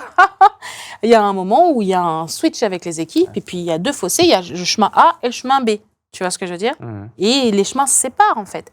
Mais je pense que la leçon à tirer de ça, c'est-à-dire que c'est que les gens, en fait, avec qui tu vas aller sur le chemin, ceux avec qui tu as démarré, ne sont pas forcément les personnes qui sont aptes et capables à t'amener là où tu vas terminer. Il faut accepter de lâcher la main. Il faut accepter d'avoir cette discussion qui est désagréable, qui fait que vous n'êtes plus alignés. Et il y a une leçon que j'ai entendue il y a très très longtemps, et que maintenant, en fait, j'essaie d'appliquer, et c'est un dogme que je donne dans le livre, c'est pose-toi la question sur un certain salarié. Si tous les autres salariés de ta boîte étaient comme cette personne, la moyenne irait vers le haut, la moyenne irait vers le bas, ou les choses stagneraient. Si elle va vers le haut, seigneurise-la, donne-lui du cash. Il faut la récompenser, cette personne, parce que c'est cette personne qui te tire vers le haut. Si ça stagne, là, on a un problème. Mais ce n'est pas un problème grave. Il faut la faire monter en compétences. Il faut lui donner l'envie. Il faut la garder, il faut continuer à l'onboarder, et il faut l'alimenter et lui donner en fait les clés pour qu'elle continue avec la croissance de la boîte. D'accord? Parce que tu as des gens, ils sont à leur plafond de verre, mais en fait, c'est juste un problème de formation, où ils s'ennuient à leur poste, tu vois ce que je veux dire? Donc là, c'est vraiment de la RH pure. Tu vas faire monter la personne en compétences. Du coup, après, elle va faire son chemin. Tu lui donnes juste le petit coup de pouce. Si la moyenne va à la baisse, il faut que tu aies cette conversation. Il est temps que nos chemins se séparent, avant que ça gangrène tout le service. C'est un très bon exercice, là, que tu évoques. C'est la leçon que j'ai tirée de 2019. Ne laisse pas une pomme gangréner le panier. Ouais. C'est simple, il y a eu des inconforts, il y a eu des problèmes de communication. Moi, je pense A, la personne, elle pense que je pense B, tu vois, c'est aussi simple que ça. Je fais une réorientation dans la marque, c'est-à-dire qu'au début, on était coloré, mignon, artisanal. On change, je dis, je veux leader, je veux aller en pharmacie, je veux aller chez Monoprix. On change les packaging. Je prends un consultant qui me dit, il faut épurer, il faut faire sérieux. Tu vois, je rends tout blanc. Blanc, machin, etc. Un peu plus carré, tu sais, moins moi, quoi. Et en plein milieu, on commence à vendre tout et tout, on commence à structurer. Ça marche, mais je me dis, c'est pas moi. On rechange le packaging, s'il vous plaît. Et là, on me dit, attends, pourquoi faire ? Je veux être vendu chez Monoprix, je veux être vendu chez Sephora et en pharmacie. Non, mais attends, il faut que tu choisisses. Tu peux pas tout avoir, Kelly. Tu peux pas changer d'avis tous les 4 matins. Mais moi, je voulais tout le gâteau. Moi, je suis une marque omnicanal. Je suis l'une des seules aujourd'hui sur le marché à faire du web, être chez Sephora, être chez Monoprix. C'est pas possible. GMS Parfumerie, normalement, c'est pas possible. Et en pharmacie. J'ai eu tout ce que je lui ai dit qu'à l'époque, je voulais, je l'ai eu. C'est un travail qui est difficile, c'est un travail qui est différent, et c'était un travail qui était particulier et qui n'était pas commun. Et comme cette vision-là, elle ne l'avait pas, tu vois, parce que ce n'est pas forcément ce que, peut-être dans leurs études, elles ont appris, que ce n'était pas possible. Tu vois ce que je veux dire ? Ouais. Et la fracture, elle s'est faite là. Kelly est capricieuse. Kelly change d'avis tout le temps. Donc, on a refait les packaging, et là, ce sont ceux que tu vois aujourd'hui, ils sont colorés. Tu vois, c'est vraiment ma vision, et je suis restée là-dessus. Tu vois, je suis passée de la bouteille au tube, etc., etc. Et l'équipe, elle a pété en plein vol parce qu'en fait, il y avait une rupture de la communication et surtout de la vision. Et en fait, moi, j'avais l'impression de tirer toute seule. Et les autres, ils freinent derrière, tu vois, c'est pas possible. À cause de cette divergence. À cause de ces divergences-là, non, attends, je suis quand même le seul employeur qui arrive au bureau, qui tape à la porte et qui te demande, excusez-moi de vous déranger, est-ce que je vous dérange ? Est-ce que je peux vous demander un truc ? Je marchais à reculons pour aller dans mes propres locaux. Tu te rends compte ou pas ? Ouais. Tellement que la pression... Tellement que je sentais un truc chelou dans l'air, tu vois. Mm. T'as l'impression de déranger, t'as l'impression quand tu demandes un truc, tu fais chier, t'as l'impression d'être capricieux. Tu sais, je commençais à me dire, mais attends, ça va, enfin, tu vois, je suis un mauvais manager, il y a un truc que je fais pas, enfin, tu sais, tu commences à te remettre toi en question. Non. C'est ma boîte, ma vision. Si je me plante dans le mur, je me plante dans le mur, en fait. Mais moi, j'écoute mon instinct et jusqu'à maintenant, il ne m'a jamais trompée. Quand il a fallu que je fasse un LBO, je l'ai fait. Quand il a fallu que je fasse un dividende récap, je l'ai fait. Tu vois ce que je veux dire ? Il faut écouter son instinct parce qu'en fait, c'est toi qui crée la boîte. Ces personnes-là, elles n'étaient pas là dans la cuisine quand moi, j'ai commencé. Elles n'étaient pas là à se dire, ouais, on va faire L'Oréal, entre guillemets, on va faire ce que fait L'Oréal, mais en version naturelle. On va communiquer de cette façon-là. Non, elles n'étaient pas là au moment de la genèse du truc, tu vois ce que je veux dire ? Donc les risques que tu as pris, les nuits blanches que tu as pris, les erreurs que tu as faites et les sacrifices que j'ai faits, elles ne les ont pas faits. Et donc, nos chemins se sont séparés. Et en fait, on se retrouve en 2019. C'était l'année où on voulait scaler. On était censé scaler avec cette équipe. On avait du mal. Et en fait, on s'est retrouvés seuls pendant tout l'été, avec mon DG, une assistante et une apprentie. On était 4 à faire tourner la boîte. Personne ne l'a jamais su, on ne l'a jamais dit, parce qu'en fait, au moment où tu vas pour essayer de démarcher des grands, c'est pas leur moment de leur dire qu'il n'y a plus personne. On a recruté en fait une fille au marketing d'influence qui s'appelle Amélie, qui était une pépite. Elle a dit, je vais gérer, vous inquiétez pas la gare, on va faire. Et on est parti, et à cette fin d'année-là, on a réussi à... C'est simple, elle est arrivée, il y avait 15 000 followers et l'ancienne équipe était ravie. Sur cette fin d'année-là, en 6 mois, on a clôturé à 50 000 followers sur Instagram. Juste pour te dire, le changement... Tu sais, quand tout le monde avance dans le tu vois, dans la même vision... C'est génial ce que tu évoques, parce que pour ceux qui nous écoutent, justement, c'est... Déjà, merci de le partager en transparence dans le sens où il faut oser. Tu évoques le fait que tu n'avais même plus plaisir à aller dans tes bureaux, que tu te sentais même plus chez toi, que tu pouvais plus prendre tes décisions. En fait, ça te met un doute chaque fois. Bien sûr. Et du coup, tu ne prends pas les décisions que tu aurais prises. Oui. Tu es là... Ou tu racontes parfois dans des interviews que dans tes meetings mensuels, tu partageais des nouveaux produits, des nouvelles idées. On te disait que c'était non, il faut rester plutôt... Oui, exactement. Ouais, complètement. Et souvent, on doit restructurer ces équipes pour 2 raisons, celles que tu as évoquées, ou alors parce que la croissance de l'entreprise est beaucoup plus rapide que la croissance des collaborateurs, ce que tu évoquais justement avec la moyenne des 3 types de personnes, et merci pour ça. Tu parles aussi parfois donc, de cette ancienne équipe, nouvelle équipe également, il y a eu ce switch entre 2019, 2020, 2021, ça s'est fait, j'imagine, progressivement, ces recrutements. Comment tu as construit cette nouvelle équipe Une équipe, Mindset, du coup, le mindset, vraiment. ouais, juste ça. Du coup, c'était que au mindset, mais en Ok. fait, si tu viens bien te rendre compte qu'on n'était pas une marque sexy. C'est-à-dire qu'on était peu, Ouais. on payait correctement, Ouais. mais on était à Bébélois-de-l'Ézois, c'est-à-dire à Saint-Maur-des-Fossés. Hmm. Tu vois, ça change de la start-up parisienne qui est dans le 9e, dans le quartier Bobo, tu vois. Hmm. Et donc, déjà, si tu venais travailler chez moi, c'est que tu étais déterminé. Ouais. Soit tu étais passionné par le produit, par la cible, ou tu étais concerné personnellement par ce problème.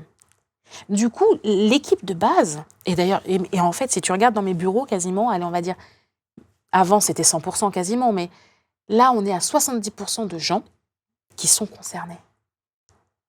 Donc en fait, la motivation, la beauté en fait de ce qu'elles font, c'est parce qu'en fait, elles répondent à leur âme d'enfant. Elles se voient quand elles étaient plus petites, elles voient leurs nièces, leurs cousines, tu vois ce que je veux dire, avec cette problématique de cheveux texturés, j'ai pas les bons produits, j'ai galéré, etc. Et donc c'est pour ça qu'on sait s'adresser à nos clientes. Parce que dans mon équipe en interne, elles se sentent toutes concernées par la cause. Ouais. Elles sont 100% embarquées en fait.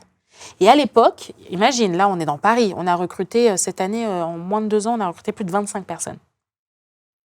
Là, tu remontes à 2019, 2020, 2021, on a été jusqu'à 17 en 2022 uniquement, tu vois. C'est incroyable. Hmm. Et bien ces 17 personnes-là, c'était des gens acharnés. C'était des gens, ils allaient, ils prenaient leur RER, certains faisaient 1 heure tous les matins, minimum, 1 heure retour, tu vois. Donc le mindset, il n'est pas le même que, ouais, j'ai du choix, je peux aller dans n'importe quelle start-up demain. Tu vois, c'est, bon, moi je fais du marketing, je peux faire du marketing chez toi, mais je peux faire du marketing à côté, en fait, parce que, tu vois. Et en fait, je pense que c'est ça le ciment si fort dans ma boîte, c'est ça. Ce que tu es en train d'évoquer, c'est finalement la culture d'entreprise. Oh que oui, Le fait que les gens soient déterminés, engagés, qui vivent, qui transpirent je l'entreprise. t'assure. Comment on crée une culture aussi forte que celle que Je tu as sais su pas, créer? mais je te donne une anecdote. Quand il n'y a pas beaucoup de budget, enfin, il n'y a eu pas beaucoup de budget, moi, je suis allée me faire former pour faire event planner, wedding planneuse, pour pouvoir, en fait, apprendre à construire des stands. Donc, par exemple, on a eu un truc qui s'appelle la Naturelle Academy, qui est un des plus gros events concernant la cible.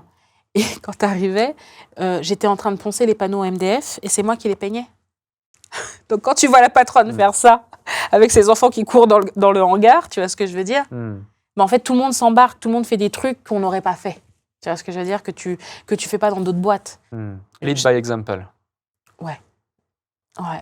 Alors aujourd'hui, je fais un peu princesse, je passe au bureau, je dis bonjour, on me voit, attends, j'ai un interview, attends, il faut que je fasse le make-up, attends. C'est vachement superficiel, ça a l'air vachement superficiel. Et à la fois, hier, j'ai fait une journée de tournage, je suis partie de chez moi en moto à 8h du matin. Et quand je suis partie du bureau à 19h hier, elles m'ont regardé, elles m'ont dit, il en reste encore? Je dis, ouais, il reste encore. Je vais à un autre truc, tu vois. Donc, elles sont au courant que si je suis pas là, c'est pas parce que je suis en train de kiffer ma best life, c'est que je fais ce qu'il y a à faire. En ce moment, je dois communiquer, je dois partager mon histoire, je dois essayer de communiquer différemment et de give back à la communauté. Donc, elles le savent. Mais quand elles ont besoin de moi, souvent, elles sont surprises. J'arrive comme un petit serpent au bureau et je dis « Paraît-il que tu as besoin de moi ?» Elles sont surprises, tu vois. J'essaie d'être là, tu vois, mais dans les moments clés. Pas juste là pour dire « je fais acte de présence », en fait. Complètement. Tu parlais tout à l'heure d'un DG. Donc, tu es sorti de ce parti opérationnel de gestion du quotidien de l'entreprise ou pas aujourd'hui? C'est quoi ton quotidien dans les secrets de Loli? Alors, j'ai eu un directeur général donc, de 2017 à 2022 D'accord. qui s'appelle Franck, avec qui on a construit en fait la structuration et surtout le développement commercial. Au début, il était directeur commercial et ensuite il est devenu DG. Il est devenu DG parce que j'ai eu des enfants en 2015 et 2016, donc 15 mois d'écart. Et quand il est rentré, à un moment, je me suis écroulée. Donc il m'a dit, attends, je gère, reste chez toi, parce que là, tu as failli canner, quoi. J'ai fini à l'hôpital, tu vois. Il m'a dit, je gère, t'inquiète pas, je gère ta boîte. Il l'a géré comme mon bébé. Et en fait, après cette expérience-là, où pendant 2 mois, je pouvais pas venir au boulot, donc il venait tous les soirs. Je le raconte dans le livre, pareil. Il venait tous les soirs, il venait face à face. Tout se passe bien, Kelly. Tout se passe bien. On a fait ça aujourd'hui, il s'est passé ça, il y a telle décision. Oui, non, c'est tout, je m'en vais. Parfois même, il dormait chez moi. Mes enfants l'appellent tonton, tu vois. Ah, mais j'ai fait des choses, on a vécu des choses qu'on ne vivrait, je pense, qu'une seule fois dans une histoire d'une boîte, tu vois. Et j'ai eu plein de personnes comme ça qui sont données comme si c'était leur boîte, tu vois. Et donc, il est resté, il est toujours là, mais il est toujours là. Mais ensuite, quand j'ai fait rentrer le fonds, nous, on s'est dit, attends, toi, tu vas repartir au commerce, moi, je vais repartir au labo. On va arrêter de gérer l'opérationnel et on va revenir là où on est excellent. Moi, être excellente, je ne suis pas là pour faire de la politique. J'en ai rien à foutre de faire de la politique. T'es content, t'es pas content, ça ne me regarde pas. Les prix, c'est pas avec moi, c'est avec un tel. Tu vois ce que je veux dire? Moi, ce que je veux, c'est faire des bons produits et faire des actions de com. Là où je suis bonne, c'est créer des concepts. Et c'est ça qui m'anime. Créer des concepts, créer des produits. Tu vois, donc je donne les idées. Maintenant, j'ai un département produit. Depuis 2022, putain, c'est incroyable. Donc, il y a 4 personnes. Je leur donne les idées. On vient, on fait un rapport. On me montre les études de packaging, les types de coloris. Je suis aux anges. Je suis sortie, en fait, de la compta et les chiffres, etc. Et donc, j'ai nommé une CEO qui s'appelle Carlotta, que j'ai rencontrée, effectivement, pendant mon process. C'est l'ancienne DG de Kylie Cosmetics aux États-Unis et de Skin. Donc, elle travaille avec les Kardashians dans le groupe Coty. Donc, elle a géré, en fait, l'hypercroissance, ça s'est géré. Ouais. Les codes L'Oréal, LVMH, elle les a parce qu'elle bossait chez Coty. Elle a bossé pour LVMH aussi. Donc, en fait, je t'ai dit, je cherche à créer une boîte qui va aller au milliard. Donc, tu t'entoures de personnes qui peuvent t'aider à y aller, tout simplement. En fait, il faut qu'il y ait les deux. Bien sûr. Il faut que tu aies des gens qui soient hyper connectés, qui soient avec les clients, Ouais. qui vivent l'histoire et qui se sentent concernés et qui sont, en fait, le quotidien. Mais derrière, il y a la mécanique. Et le chef d'orchestre, lui, il faut qu'il soit apte, en fait, à ramener cette équipe junior vers... mais tout en gardant l'âme, tu vois. Il faut garder cette âme, cette agilité, cet enthousiasme, tu vois. Moi, les gens, quand j'arrive au bureau, je vois, ils ont les yeux qui brillent. Quand toutes les gens qui sont partis depuis de ma boîte, ils sont partis, tu sais pour faire quoi? Créer leur boîte. Ils se mettent à leur compte, ils sont freelance, et ils sont tous à Bali, là. Ils sont tous à Bali. Mais ils partent en pleurant et en me disant, mais en fait, c'était génial, et ça m'a donné envie de faire pareil que toi. Je ne sais pas si je dois rendre ça comme un compliment ou pas. Ah oui, c'est plutôt bien. Tu as révélé le potentiel qu'il y avait en eux et tu leur as permis aussi justement, de croire en soi. Ouais. C'est un des éléments que tu évoques dans ton livre. On va en parler du livre, mais avant ça, j'ai une petite question rapide. Le marketing, c'est capital. C'est essentiel quand tu as un produit. Tu peux avoir le meilleur produit du monde, si tu n'as pas de marketing, ça ne servira pas à grand-chose. En tout cas, il faut quand même avoir un peu de visibilité. Mais justement, et on va être d'accord... C'est pas mon histoire de base, t'as vu? Moi, je suis convaincu, et c'est pour ça que je te dis qu'on va être d'accord, c'est que au fur et à mesure du temps, le marketing ne suffit plus. Ouais. Et que c'est plus ton produit qui fait ton marketing et ta vente, et pas ton marketing et ta vente qui fait ton produit. Et du coup, ça tend vers ma question, c'est qu'est-ce qui rend ta marque différente de tous les autres produits qu'on peut trouver sur le marché? La formule. Il l'a dit en 2009. Il l'a dit. Ce que vous faites, c'est à un niveau professionnel et c'est supérieur à la qualité des produits qui sont sur le marché. La formule. La formule. Et depuis 2009, tu améliores cette formule J'améliore les produits. J'essaie toujours d'être novatrice. Moi, je me rappelle, mon livre de chevet, c'était des catalogues d'ingrédients. Moi, mon délire, c'est de choper l'ingrédient qui est nulle part et qui va faire des merveilles en synergie avec telle chose, telle chose. Voilà, moi, c'est ça qui m'enthousiasme, c'est ça qui me fait triper. Trouver le truc qui fera la différence. Ouais. Et donc, j'arrive, et des fois, j'arrive au bureau, les gens, ils ne me comprennent pas quand je leur développe un concept. Alors, on va faire telle chose parce que c'est telle cible et que c'est telle texture. Alors, par exemple, là, on a lancé une gamme qui s'appelle la gamme Fusion. La gamme Fusion, c'est la gamme dédiée aux cheveux multitexturés. Les cheveux multitexturés, le segment n'existe pas. Je l'ai préempté. Ça veut dire quoi? Ça veut dire que c'est quelqu'un qui a plusieurs textures différentes sur la même tête. D'accord? Donc, tu vas avoir une boucle plus ou moins lâche et une boucle plus ou moins resserrée. Comment tu fais quand tu as une double texture? Tu utilises 2 gammes, tu fais quoi? Et donc, en fait, j'ai essayé de créer une gamme autour. Donc déjà, je viens d'ouvrir un nouveau segment. Ensuite, la gamme Fusion, par exemple, c'est OK, multitexture, mais moi, ce que je veux, c'est que les textures du produit en soi soient elles aussi originales. Par exemple, là, on a un masque qui est un peu comme du slime, qui est rose, qui est un masque activateur de boucle, tu vois. Les gens, ils vont se dire, non, tu laisses, non, tu le rinces. C'est au moment du masque que tu définis. Normalement, c'est à la fin d'une routine. Ça, j'essaie toujours d'apporter quelque chose de différent, une vision différente. Si c'est pas sur la texture, ce sera sur la couleur, l'odeur, la méthode d'application. Voilà. Donc là, multitexture, la gamme, elle cartonne. Quand je suis arrivée auprès de mes équipes, elles m'ont dit, multitexture, quoi? Et jusqu'à genre, même pas un mois avant le lancement du produit, hein, la formule était faite, tout et tout. Un jour, ils ont eu une élimination, ils ont dit, ah putain, ça y est, on a compris. Je dis, waouh. Parce qu'ils ne comprenaient pas, mais c'est pour qui? C'est pourquoi? C'est à quel moment de la routine? Je dis, faites-moi confiance, les clientes, elles ont besoin de celui-là. Le produit, il est rentré dans le top 3, direct. Ce ressenti, ce feeling du marché où tu te dis, faites-moi confiance, les clients ont besoin de celui-là, d'où tu le tiens? Là, c'est un instinct. Et j'écoute, je t'ai dit, j'écoute, je lis, j'observe. En fait, je suis une éponge, par contre. C'est très chiant parce qu'il y a des infos que je ne devrais pas avoir, que je capte aussi, donc il faut faire le nettoyage. Mais quand je lis les gens, je regarde les vidéos de comment elles utilisent un produit, et j'écoute parler, je me dis, ah, elle a dit que ce produit-là, il était bien pour tel actif, et que c'était telle texture. Et tu sais, après, je fais les combos dans ma tête, tu vois. Tu fais le lien et tu déploies. Ouais. En fait, ce qui est intéressant, c'est que j'arrive à un des meilleurs moments de ma carrière. Je suis sortie du dur, parce que franchement, voilà, j'étais dans la boue à des moments, j'étais dans les tranchées, tu vois. On a fait les tranchées en 2019. On gère l'hypercroissance. Là, j'arrive au moment où j'ai une équipe qui me permet d'exécuter ce que j'ai là. Alors qu'avant, c'était moi qui devais apprendre à faire un cosmétique, faire du réglementaire, faire une négociation commerciale, etc., etc. Enfin, je rappelle que c'est moi qui ai fait mon premier site internet sur PrestaShop. Tu vois, et avec les bugs de PrestaShop à l'époque, c'est moi qui apprenais à coder pour aller dans le code. J'ai fait ça. Les gens me disent, mais comment tu y es arrivé? Bah, j'ai fait des trucs comme ça, tu vois. Ouais, surtout qu'en 2009, c'est pas aujourd'hui. Hein. Aujourd'hui, tu appuies sur Shopify, tu fais suivant, suivant, suivant. Ouais. Même écrire dans une console IA aujourd'hui. T'as vu? Incroyable.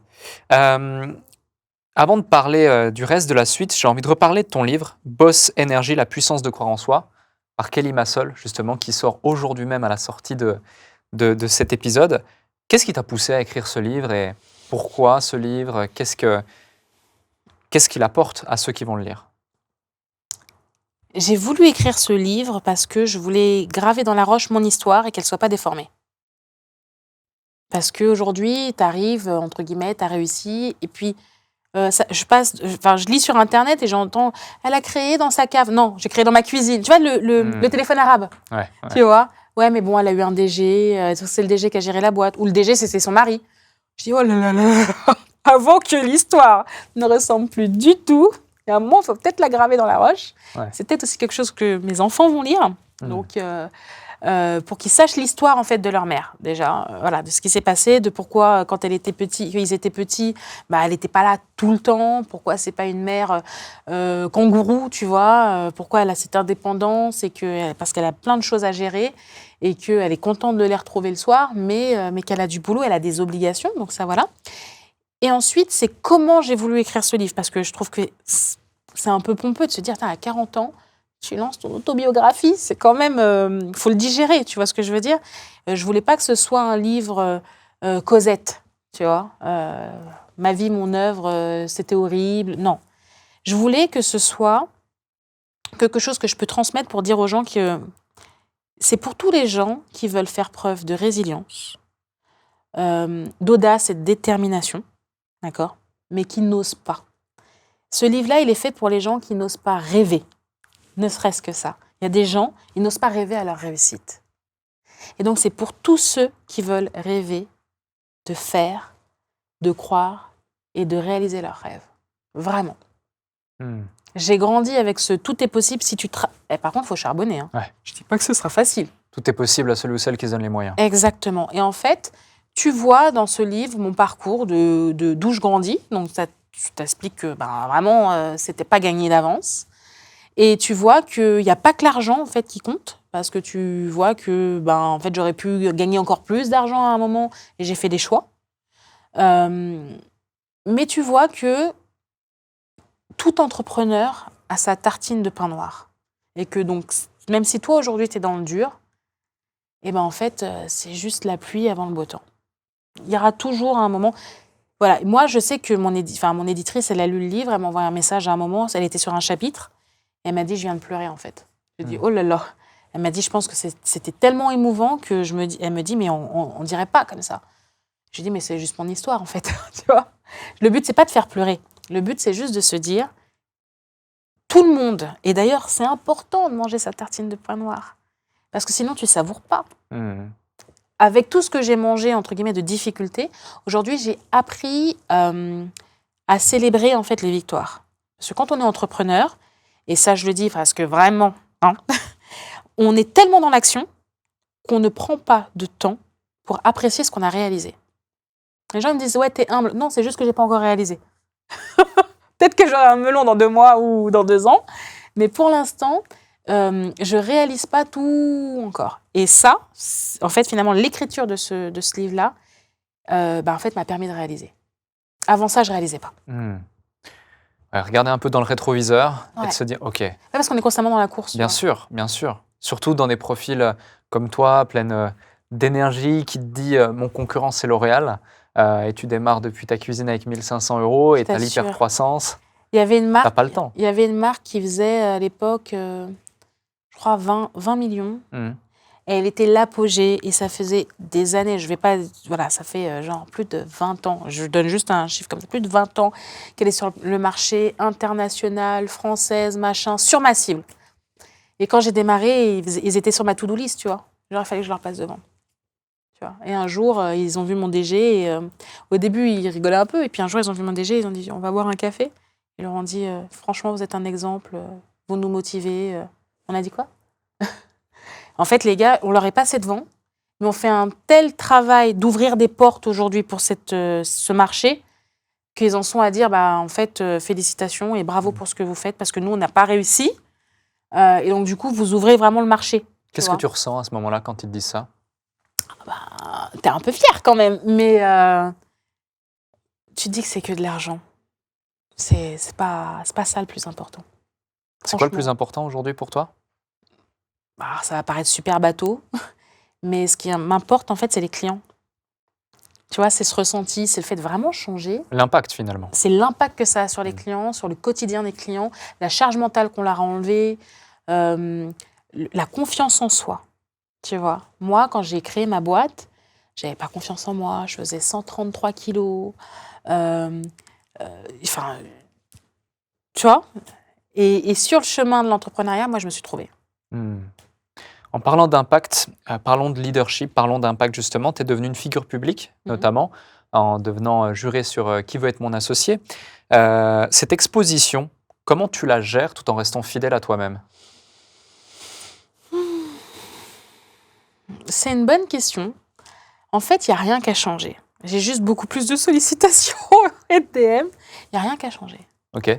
Il n'y a vraiment rien qu'à changer. C'est-à-dire que j'ai qu'une seule assistante. Je croule sous le retard de mes mails. J'ai pas de CM. Donc quand je te dis que je reste connectée aux gens, j'ai pas de CM. Je réponds à l'intégralité de mes messages. Enfin, j'essaye. Sinon, ça m'empêche de dormir de toute façon. Il n'y a rien qu'à changer. Donc c'est toi qui gères encore ton compte Instagram? Oui.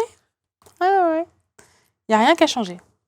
Et est-ce que c'est pas finalement ça le secret, entre guillemets, si on avait un, c'est de rester authentique pour que les gens se connectent? Toi qui sais parfaitement créer une communauté, de l'engagement. Mais si t'es pas authentique, si t'es pas toi-même, bien sûr, c'est pour être qui d'autre? En fait, il y a un truc, une sorte de réalité, et je m'en suis rendu compte, c'est en fait, je suis assez par moi-même, tu vois. J'ai pas besoin d'être quelqu'un d'autre.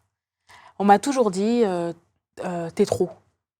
Tu sais, quand t'es enfant, les profs, ils te disent, vous êtes trop ci, vous êtes trop cela, vous faites trop de bruit, vous parlez trop fort, vous... Trop, le mot trop, il était collé sur ma tête. Tu l'as trop entendu. Il était collé sur ma tête. Alors qu'aujourd'hui, les gens m'apprécient parce que je suis trop, tu vois. Les gens ils me disent, j'aimerais être plus... Je dis, comment ça, t'aimerais être plus comme moi? C'est pas possible. Sois toi, c'est déjà largement suffisant, mais sois toi à 100%. Mais est-ce que c'est pas parce que justement tu oses t'assumer pleinement, être pleinement toi, que tu inspires autant de gens? Je pense. Dans une société où les gens n'osent pas. Les gens, ils n'osent pas. Mais je vais te dire un truc. Moi, je suis une enfant non désirée, d'accord? Donc, si ta propre mère, elle t'aime pas, pourquoi tu vas aller chercher l'approbation des autres? Non, genre la seule personne et la seule unique personne qui devait m'aimer sans condition, elle l'a pas fait. Tu crois vraiment que j'attends ta validation? Qu'est-ce que j'en ai à faire de ta validation? Tu l'as eu quand, ce déclic? Le jour où j'ai voulu être placée. À 15 ans. Dans ma tête, cette femme n'est pas ta mère. Ouais. Point. Si elle ne se comporte pas comme telle, en fait, tu te construis dans tes parents. D'accord? Moi, mes fils, aujourd'hui, ils me regardent, ils me disent « Maman, elle fait du shampoing ». Bon, ils ont 7 et 8 ans. J'arrive en robe à paillettes, moto, taxi pour aller les chercher. Ils vrillent, tu vois? Mais ils sont heureux. Ils sont heureux, c'est leur mère, tu vois? Ils sont fiers de la... Tu vois? Moi, quand ma mère, elle arrivait... J'étais, tu sais, en tant qu'enfant, t'es heureux, tu vois? Et tout le monde disait « Ouais, ta mère, elle est top. Ta mère... » Ma mère, elle était dure, elle était difficile, tu vois? Ma mère, elle n'était pas mature. C'était pas une... Tu vois? Et tu as cette dualité-là. Et non, moi, ce que je veux, c'est que mes enfants, ils soient fiers de leur mère. Tu vois? Qu'ils se disent « Elle est comme elle est, mais on l'aime comme elle est et elle nous a tout donné. Elle nous a donné tout ce qu'elle pouvait, elle nous a mis à l'abri. Moi, j'ai mis mes enfants à l'abri, ainsi que leurs petits-enfants. Tu vois? Moi, j'ai changé le destin de ma lignée. C'était pas gagné à la base. J'ai changé le destin de ma lignée. Et cette fierté, cette exemplarité que tu recherches, de par la visibilité aussi que tu as de plus en plus par l'émission, d'autres émissions, des interviews, etc., est-ce que tu ressens une certaine responsabilité, notamment auprès des femmes, en véhiculant un message par rapport à l'entrepreneuriat où elles ont besoin d'entendre un message motivation, peut-être aussi le livre? J'ai eu un déclic en 2019 pour les 10 ans. Pour les 10 ans, j'ai vu un truc qui m'a fait vriller. Donc, j'étais vraiment très discrète et je me suis dit non, en fait, c'est pas possible. Les femmes afro-descendantes ne peuvent pas avoir 3 personnes seulement, toujours les mêmes, qui sont appelées. Il y a besoin d'un autre type de femmes afro-descendantes visibles. Donc, j'ai accepté de faire mon premier interview pour un truc de la niche, ma première cover, etc., etc. Parce que, en fait, j'ai eu ce déclic-là en me disant, mais moi, j'ai grandi déjà sans modèle. Mais aujourd'hui, il y a moi, mais il y en a plein d'autres, des femmes entrepreneuses qui sont exceptionnelles, mais on voit toujours les mêmes. C'est pas normal. Donc, je vais aller un petit peu essayer de... Moi, je suis un chien dans un jeu de quilles, tu vois. Et c'est ça qui m'amuse. Parce qu'on m'attend pas sur une cover, on m'attend pas sur une émission, on m'attend pas d'être investisseur, d'arriver habillé en rose avec des ongles. Tu vois ce que je veux dire? On ne m'attend pas. Et du coup, je peux décevoir personne. Je ne peux décevoir personne. Tu dis même parfois que tes apparitions en télé, c'est comme un acte militant. Ouais. C'est-à-dire? Non mais attends, les gens, ils disent, il y a une disruption, tu vois. Les gens, ils câblent. Tu vois en prime time, et d'ailleurs, juste pour l'information, qui va être mon associé, c'est la version The Shark, donc US, c'est une franchise internationale. Et donc, je suis la M6 et la production. Donc, ont accepté ma candidature, puisque c'est moi qui me suis portée candidate. J'ai insisté pour faire l'émission. On m'avait dit non au début, et puis après, on m'a dit oui. Je suis la première femme noire sur la franchise. Y compris celle aux États-Unis? C'est ce que je viens de te dire. Ah ouais, c'est étonnant ça. Il y a eu Emma Green qui est arrivée la même année que moi. Bon, c'est une femme métisse et elle est juste venue sur des épisodes. Elle n'est pas jurée fixe. Pourquoi selon toi? Parce que personne ne se dit qu'une femme noire a autant d'oseille, qu'elle ira investir et que, tu vois, les gens, ils vont pas chercher parce que ça fait pas partie de leur prisme, tu vois. Moi, je sais qu'il y a plein de femmes investisseuses qui font le taf. Mais c'est difficile de les trouver parce qu'on déjà, on va pas les voir. Et puis moi, le message, il est extrêmement militant, surtout dans cette émission-là, puisque tu es sur une femme qui n'est pas héritière, qui n'a pas fait les grandes écoles, qui est autodidacte, qui est noire, qui est curvy. Ça fait beaucoup pour la même personne. Le cumul des mandales, là, tu vois. Ça fait beaucoup pour la même personne. Tu sais, le trop. Tu vois ou pas? Il y a des couches. Tu vois. Et donc, du coup, c'est un acte militant d'être là. Être une femme noire à la télé, il n'y en a pas des masses. Être une femme ronde, tout court, peu importe t'es issu de la diversité, il n'y en a pas des masses dans le prisme de la télé non plus. Autodidacte. Enfin, tu... C'est pour toutes ces raisons que c'était important pour toi d'y aller? Et Justement, tu évoques le fait qu'il n'y en a pas beaucoup qui ont, je crois que tu as utilisé le terme, de l'oseille. Ouais. Dès la première saison, tu investis 2,3 millions d'euros. C'est pas anodin. Certains ne font même pas ça hors émission quand c'est leur... On n'est pas venu jouer au billes. Non, mais si tu le fais bien. Ouais. J'ai pas envie quand elle est venue faire de la figuration. Je suis pas là pour faire de la figuration. Déjà, le temps que j'accorde à cette émission, c'est quand même plusieurs jours de tournage. C'est des journées qui démarrent à... Quand on part de... Enfin, moi, je pars de chez moi, parfois, il est 6h30 du matin et je rentre chez moi, il est 22h30, 23h. Tu vois ce que je veux dire? C'est du temps que j'accorde pas à mes enfants et c'est du temps que j'accorde pas à ma boîte. Donc, je suis pas venue jouer au billes. Tu vois ce que je veux dire? Donc, moi, j'étais venue comme un TGV. Le but, c'était... Et puis, c'est Anto qui m'avait dit... On s'était croisés avant, on ne s'était pas croisés vraiment des masses avant, mais on a pris un café ensemble et il m'a dit, si tu le fais, fais-le comme si c'était ta première et unique saison. Avant moi, il y avait eu d'autres personnes qui étaient venues, mais ils étaient éphémères, tu vois, tic-tac, tu vois, ils sont partis. Moi, cette place-là, je la voulais, ce siège-là, je le voulais, je l'ai demandé. Donc si tu viens, c'est pas pour faire semblant. C'est hyper important, en fait. Moi, j'ai qu'une seule chance. Hein. Tout le monde... les gens, ils ont plusieurs chances. Moi, j'ai qu'un seul essai à chaque fois. J'ai eu qu'un seul essai, j'ai eu qu'une seule boîte. J'ai qu'un seul essai. J'avais peut-être ce syndrome de compétiteur déjà très jeune, où tout le monde pensait que j'étais nulle à l'école ou que j'étais moyenne. Mets-moi devant un examen. Toute l'année, je n'en glandais pas une. Ouais, Kelly, elle a 9, 10, 11. À chaque fois qu'il y a eu un examen crucial, je crois que je suis la seule à avoir eu 17 en... Comment on appelle ça? En philo, quoi. Le jour de l'examen. Le jour de l'examen. Moi, je suis là pour le jour où ça compte. Le reste, je laisse. Et je vais rebondir sur ce sujet justement parce que tu évoques le fait que tu as eu un conseil de la part d'Anthony, tu parles d'Anthony Bourbon en l'occurrence. C'est une forte personnalité, il est là depuis de nombreuses saisons, je crois la deuxième saison, sauf erreur. Il y a également Eric qui est là depuis la première saison. Et je sais que tu es assez proche d'eux. En tout cas, on voit cette complicité. Une complicité qui s'est nouée, ouais. Voilà, exactement. Et c'est plus un message pour nos auditeurs, réussir à s'imposer ou en tout cas prendre de la place auprès de personnes qui sont déjà implantées, qui ont une forte personnalité, qui ont une forte visibilité. C'est pas si simple et pourtant parfois c'est nécessaire, surtout quand on veut justement garder sa place et montrer qu'on la mérite. Comment on fait? Comment tu as fait pour t'imposer subtilement tout en laissant la place à chacun? Subtilement, je sais pas. Okay. À un moment, j'ai lâché de l'oseille. À un moment, j'ai lâché de l'argent en disant « Oh !» Mais non, plus sérieusement, déjà, je pense qu'on n'arrive pas là sans ego.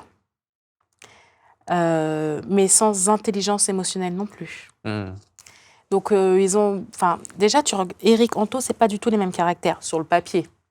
Quand tu vois, il y a des choses, tu vois, on a tous des points communs. C'est qu'on est acharné, on est déterminé, on a suivi notre vision. Donc, en fait, finalement, on a beau avoir des caractères forts, il y a un moment où il y a forcément des liens qui se créent. Parce que si tu veux, on est tous un petit peu le mouton noir de nos histoires, tu vois. On est tous la personne un peu différente. Enfin, moi, je suis une personne différente de mon entourage et vice-versa. Donc, en fait, au bout d'un moment, les gens ne peuvent que se rejoindre s'ils ont une intelligence émotionnelle. Tu peux avoir de l'ego et pas d'intelligence émotionnelle, tu vois. Et tu peux avoir... mais si tu as les deux, tu vogues. Et c'est ça la différence entre les leaders, ceux qui ont du leadership. C'est-à-dire que moi, il y a un moment où je me dis, c'est moi le capitaine du bateau, mais il y a des gens chez moi, ils font des trucs beaucoup mieux que je ne l'aurais fait. Donc, il faut laisser. Et bien, c'est exactement ça. Je me suis assise, j'ai pris le siège. Si je suis là, c'est parce que je suis ton égal. C'est que j'ai fait autant que toi. Donc, on ne va pas rentrer dans une compétition d'ego. On n'est pas rentré dans cette compétition d'ego-là. Si j'ai ce siège-là, c'est que j'ai l'argent sur mon compte en banque, c'est que j'ai l'expérience de l'autre côté. Donc, maintenant qu'on est tous à même niveau, amusons-nous, tu vois ce que je veux dire? Une compétition saine.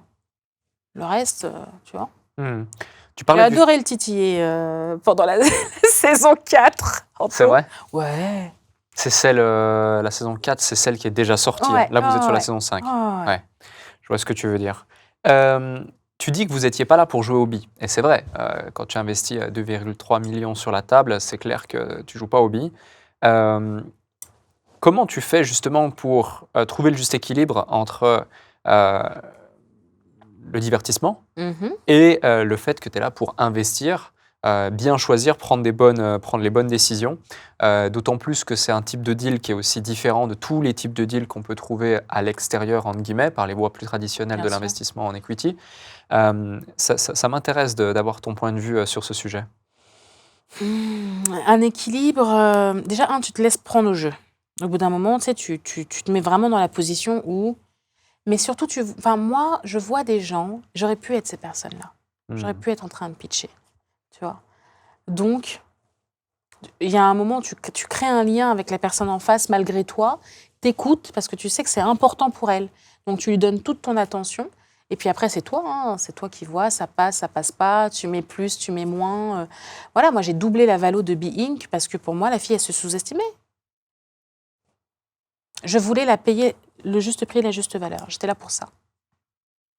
Le bon prix pour le bon produit, le bon prix pour la bonne entreprise. C'est hyper important. Pourquoi c'est important pour toi, ça? Je te Parce qu'on rejoins, n'est hein, pas là ça pour l'est, voler des boîtes. Ouais. On n'est pas là pour léser, en fait, celui qui porte le lead, sur lui Bien qui sûr. prend le risque, tu vois. Il faut que ce soit un donnant-donnant. Je sais que l'émission, elle s'appelle The Shark, tu vois. Mais, voilà, ouais.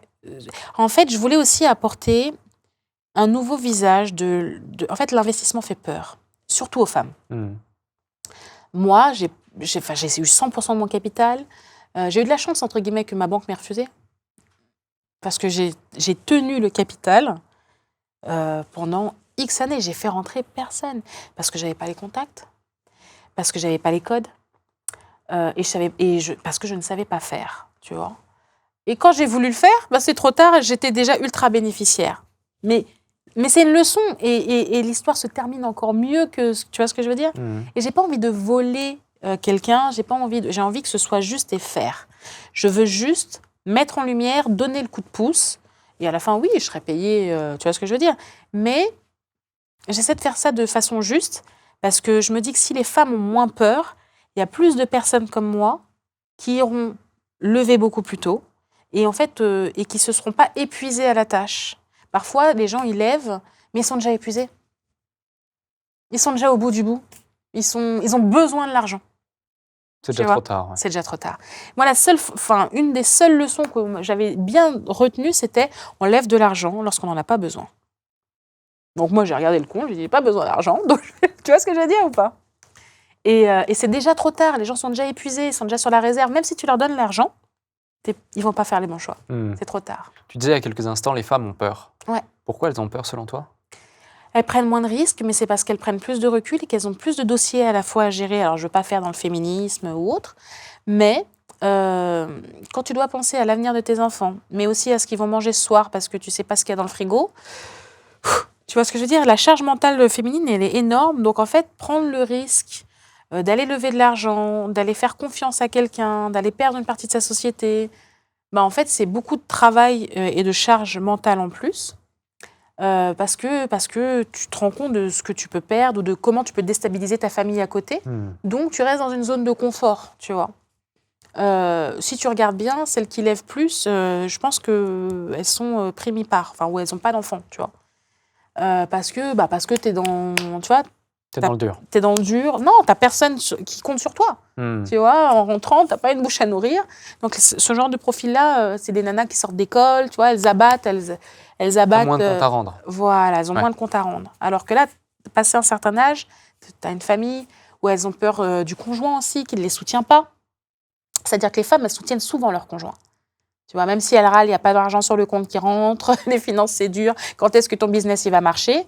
Elles te soutiennent quand même. Tu vois ce que je veux dire? Quand toi, tu peux pas aller chercher les enfants, quand toi, tu vois ce que je veux dire, tu es occupé, tu passes une nuit au bureau, elles te disent c'est pas grave, tu vois.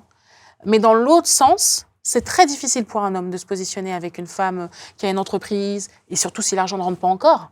Mais vas-y, va chercher un autre boulot, tu vois ce que je veux dire? Et c'est pour ça que c'est beaucoup plus difficile pour une femme d'aller dans tout ce process. Ouais. Dans ton entourage, comment ça s'est passé? Tu as eu ce soutien? Alors déjà, j'ai toujours gagné plus que les personnes avec qui je suis sortie, et ce depuis le début. Donc si tu veux... Comment tu l'as géré justement? Mais en fait, c'est arrivé comme ça. J'ai toujours gagné plus que mon conjoint. Donc bon, au bout d'un moment, maintenant, il y a une question. Qu'est-ce que tu veux? Tu veux que je mette le foyer à l'abri? Moi, j'ai la possibilité, en tout cas, de nous mettre tous à l'abri. Tu préfères que je fasse la vaisselle et que je change les couches ou que je nous mette à l'abri? En fait, la question, elle est là. Donc, est-ce qu'on peut être une équipe? Si je peux pas, est-ce que tu peux? Oui. Ok, on y va. Et en fait, s'il y a un truc que je peux pas reprocher au père de mes fils, c'est ça. Voilà. C'est important, hein. C'est hyper important. Si t'as pas en fait, si tu regardes et tu prends du recul, les power couples, ils existent parce qu'il y a une nana ou un mec qui soutient l'autre. Et ils vont extrêmement loin et dans le temps. J'essaie de réfléchir à un power couple. Bon, les Obama, tu sais, ça c'est de la politique. Mais essaie de réfléchir à des power couples. Même Georgina, elle a soutenu. Tu vois? Cristiano, ouais. Cristiano. C'est pas elle qui fait plus d'argent, mais quand tu sais que tes enfants, ils dorment bien, qu'ils ont un confort émotionnel, que même si toi, tu es sur le terrain et que tu es à l'autre bout du monde, mais que tes enfants, ils manquent pas d'amour, ils manquent pas d'attention, et ben en fait, encore meilleur dans tes performances, parce que ta charge mentale, elle est complètement allégée. On critique beaucoup les femmes de footballeurs. Oui, maintenant qu'ils se séparent, elle veut de l'oseille. Et pour aller courir derrière la balle, là, il y a quelqu'un qui a géré les enfants. Hein. Ta charge mentale, tu pouvais te concentrer sur tes performances. Donc, à la fin, quand tu la quittes pour une plus jeune, non, je ne rentre pas dans le cliché, mais à la fin, quand ça se termine, il y a un moment, tu ne peux pas léser la personne non plus. Tu vois ce que je veux dire? Il faut être juste fair et équitable. Tu vois? Il faut qu'elle soit à l'abri, parce que de toute façon, c'est la mère de tes enfants. Et quand, entre guillemets, il faut qu'eux aussi, tes enfants, ils soient à l'abri. Tu vois? Donc, il faut être fair. L'argent dans le couple, le soutien, je pense que ça fait partie de ma success story aussi. Tu vois, ça fait partie. Moi, j'ai eu de la chance de ne pas être tirée vers le bas par les hommes avec qui j'étais. C'est un élément qui est aussi très culturel, finalement, en France et un petit peu partout. Et un autre point culturel, tu l'évoquais tout à l'heure, l'émission normalement s'appelle The Shark Tank, à la base, aux États-Unis. En France, c'est Qui veut être mon associé? C'est deux nomenclatures qui sont complètement différentes. Ouais. En France, on a une vision notamment de l'argent qui est un petit peu biaisée, parfois même très mal perçue, très mal vue. Et un des points qui fait aussi ta personnalité et qui fait ta force, c'est que tu oses en parler ouvertement. Qu'est-ce qui fait que dans ton cas, tu n'as pas de tabou, ni avec l'argent, ni avec d'autres sujets, j'ai l'impression? Le pire, c'est que... oui, mais parce que en fait, la réalité est assez dure. Il n'y a pas besoin d'y mettre des fioritures.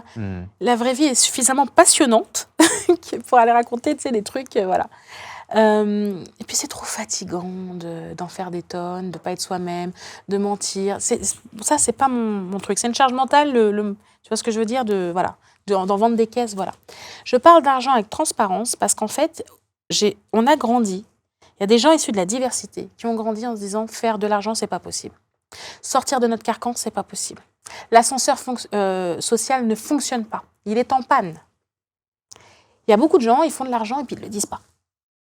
Alors oui, effectivement, j'ai des sollicitations, on me prend pour Mère Teresa, voilà, et puis si tu réponds pas, et puis il faut que tu fasses preuve. Tout à l'heure, tu me parlais, est-ce que j'ai un devoir d'exemple?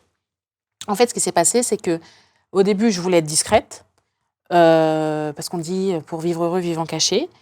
Et puis en fait, je me suis dit, attends, moi j'ai grandi sans exemple, il n'est pas question que ma future fille, mais j'en ai pas, j'ai des garçons, ou mes nièces, ou mes cousines grandissent sans modèle. Et en fait, quand tu as un modèle, ça te change une génération. Aujourd'hui, il y a des petites filles, elles s'habillent en rose, elles mettent une veste, et elles jouent à qui veut être mon associé en disant « je suis Kelly Massol ». C'est juste incroyable. Mais ces petites filles-là, mais elles vont abattre tout le système derrière. Déjà, il y a des femmes qui portent leurs cheveux au naturel maintenant. Elles ont une confiance en elles qui est incroyable, mais il y a la génération d'après, ils ne se posent pas cette question-là. Ils sont qui ils sont et ils s'acceptent comme ils sont, tu vois. Donc en fait, on parle pas du tout du même mindset. Il y a la nouvelle génération, là, d'ailleurs, tu la vois, tous ils sont en train de la critiquer. Génération Z, elle accepte plus tout, machin, etc. Tu vois ce que je veux dire? Ben, parce qu'ils sont sûrs d'eux, ils ont une confiance aussi en eux qui est différente, tu vois. Complètement. Tout ça pour en revenir, excuse-moi, j'ai fait un... C'était quoi la question, désolée? Tu as indirectement répondu, c'est justement cet élément culturel, de parler de l'argent, notamment. Voilà. Et en fait, aux États-Unis, on parle d'argent sans tabou. Moi, je pense que j'ai un mindset qui est américain. Pourquoi? Parce qu'en France, quand j'allume la télé, il n'y a personne qui me ressemble. Donc, qu'est-ce que je fais? Je regarde des programmes de quoi? Des programmes outre-Manche. C'est pour ça aussi, je pense que moi, j'ai grandi avec MTV, j'ai grandi, tu sais, avec peut-être un peu du Kardashian même. Hein. Moi, les Kardashians, je suis fan. Tout le monde a toujours critiqué Kim K ou autre, mais alors, sa méthode, mais moi, je valide le truc. Tu peux critiquer, le truc, il est carré, il est propre, il est exécuté sans un couac. C'est ça que je veux. C'est très américain. Quand moi, je vais, sur M6, j'ai mon styliste, j'ai ma maquilleuse. Je viens avec mon équipe. Je paye. Point barre. Mais je ne peux pas laisser aux gens l'occasion de dire elle était mal coiffée, elle était mal maquillée. Il y a eu une politicienne, je ne sais plus comment, c'était Ramayad, son teint il était gris. Aujourd'hui, elle n'est plus en politique. 15 ans plus tard, on en parle encore. Je ne peux pas me permettre ça. Des fois, il y a des gens qui me disent tiens, t'as porté 2 fois la même robe. Tu vois jusqu'où les gens vont ? Ouais. Je ne peux pas me permettre ça. Je dois être exemplaire. Alors qu'au début, quand je me suis lancée, j'ai dit moi, je ne suis pas là pour être un exemple. Démerdez-vous en fait. Soyez vos propres exemples, soyez vos propres modèles. C'est ce que je prône. Soyez votre propre modèle. Soyez le modèle que vous auriez aimé avoir. Tu parles des générations futures. C'est mon avant-dernière question pour toi. Si tu avais un message, une leçon, un conseil à donner aux générations futures, c'est lequel ? Soyez vous-même et croyez en vous. Si vous ne croyez pas en vous, qui c'est qui va croire en vous ? Merci Kelly. J'ai une dernière question, mais avant ça, comme à chaque fois, je vous invite, si vous avez apprécié cet épisode, à nous le faire savoir en mettant un like, un commentaire et partager cette vidéo. Également, si vous nous écoutiez, mettez 5 étoiles sur votre plateforme de streaming préférée. Et dernier point, encore une fois, aujourd'hui même, partout en France, dans toutes les librairies, sur Amazon également, la sortie du livre de Kelly, si vous voulez aller plus loin dans cette histoire folle qu'est la tienne. C'est une histoire folle. Merci d'avoir été en tout cas avec nous. J'ai une dernière question pour toi. Est-ce que tu peux nous partager le déclic qui a fait toute la différence, que peut-être tu n'as pas partagé dans cette interview, tu en as partagé beaucoup, je le sais, je t'en demande peut-être un sacré effort, mais que peut-être tu n'as jamais partagé non plus dans aucune interview, qui plus est. Ça peut être une anecdote, ça peut être une simple phrase, quelque chose de positif, moins positif, peu importe, tu as carte blanche pour le mot de la fin. Le déclic, je ne sais pas, mais en fait, une chose est sûre, c'est que on n'a qu'une seule vie. Et elle est faite pour être vécue à son maximum. Vous ne serez jamais trop. Soyez juste vous-même et soyez-le à fond. Vraiment. C'est le bonheur, en fait, de pouvoir vivre pleinement sa vie, cette liberté, c'est ce que l'entrepreneuriat offre. Tu vois. Ça peut être dur, mais tes choix sont les tiens. Il n'y a personne qui t'impose tes choix. Tu vois ce que je veux dire ? Et donc, voilà, c'est vivre pleinement et être libre. Ça, c'est voilà, ça n'a pas de prix. Merci Kelly.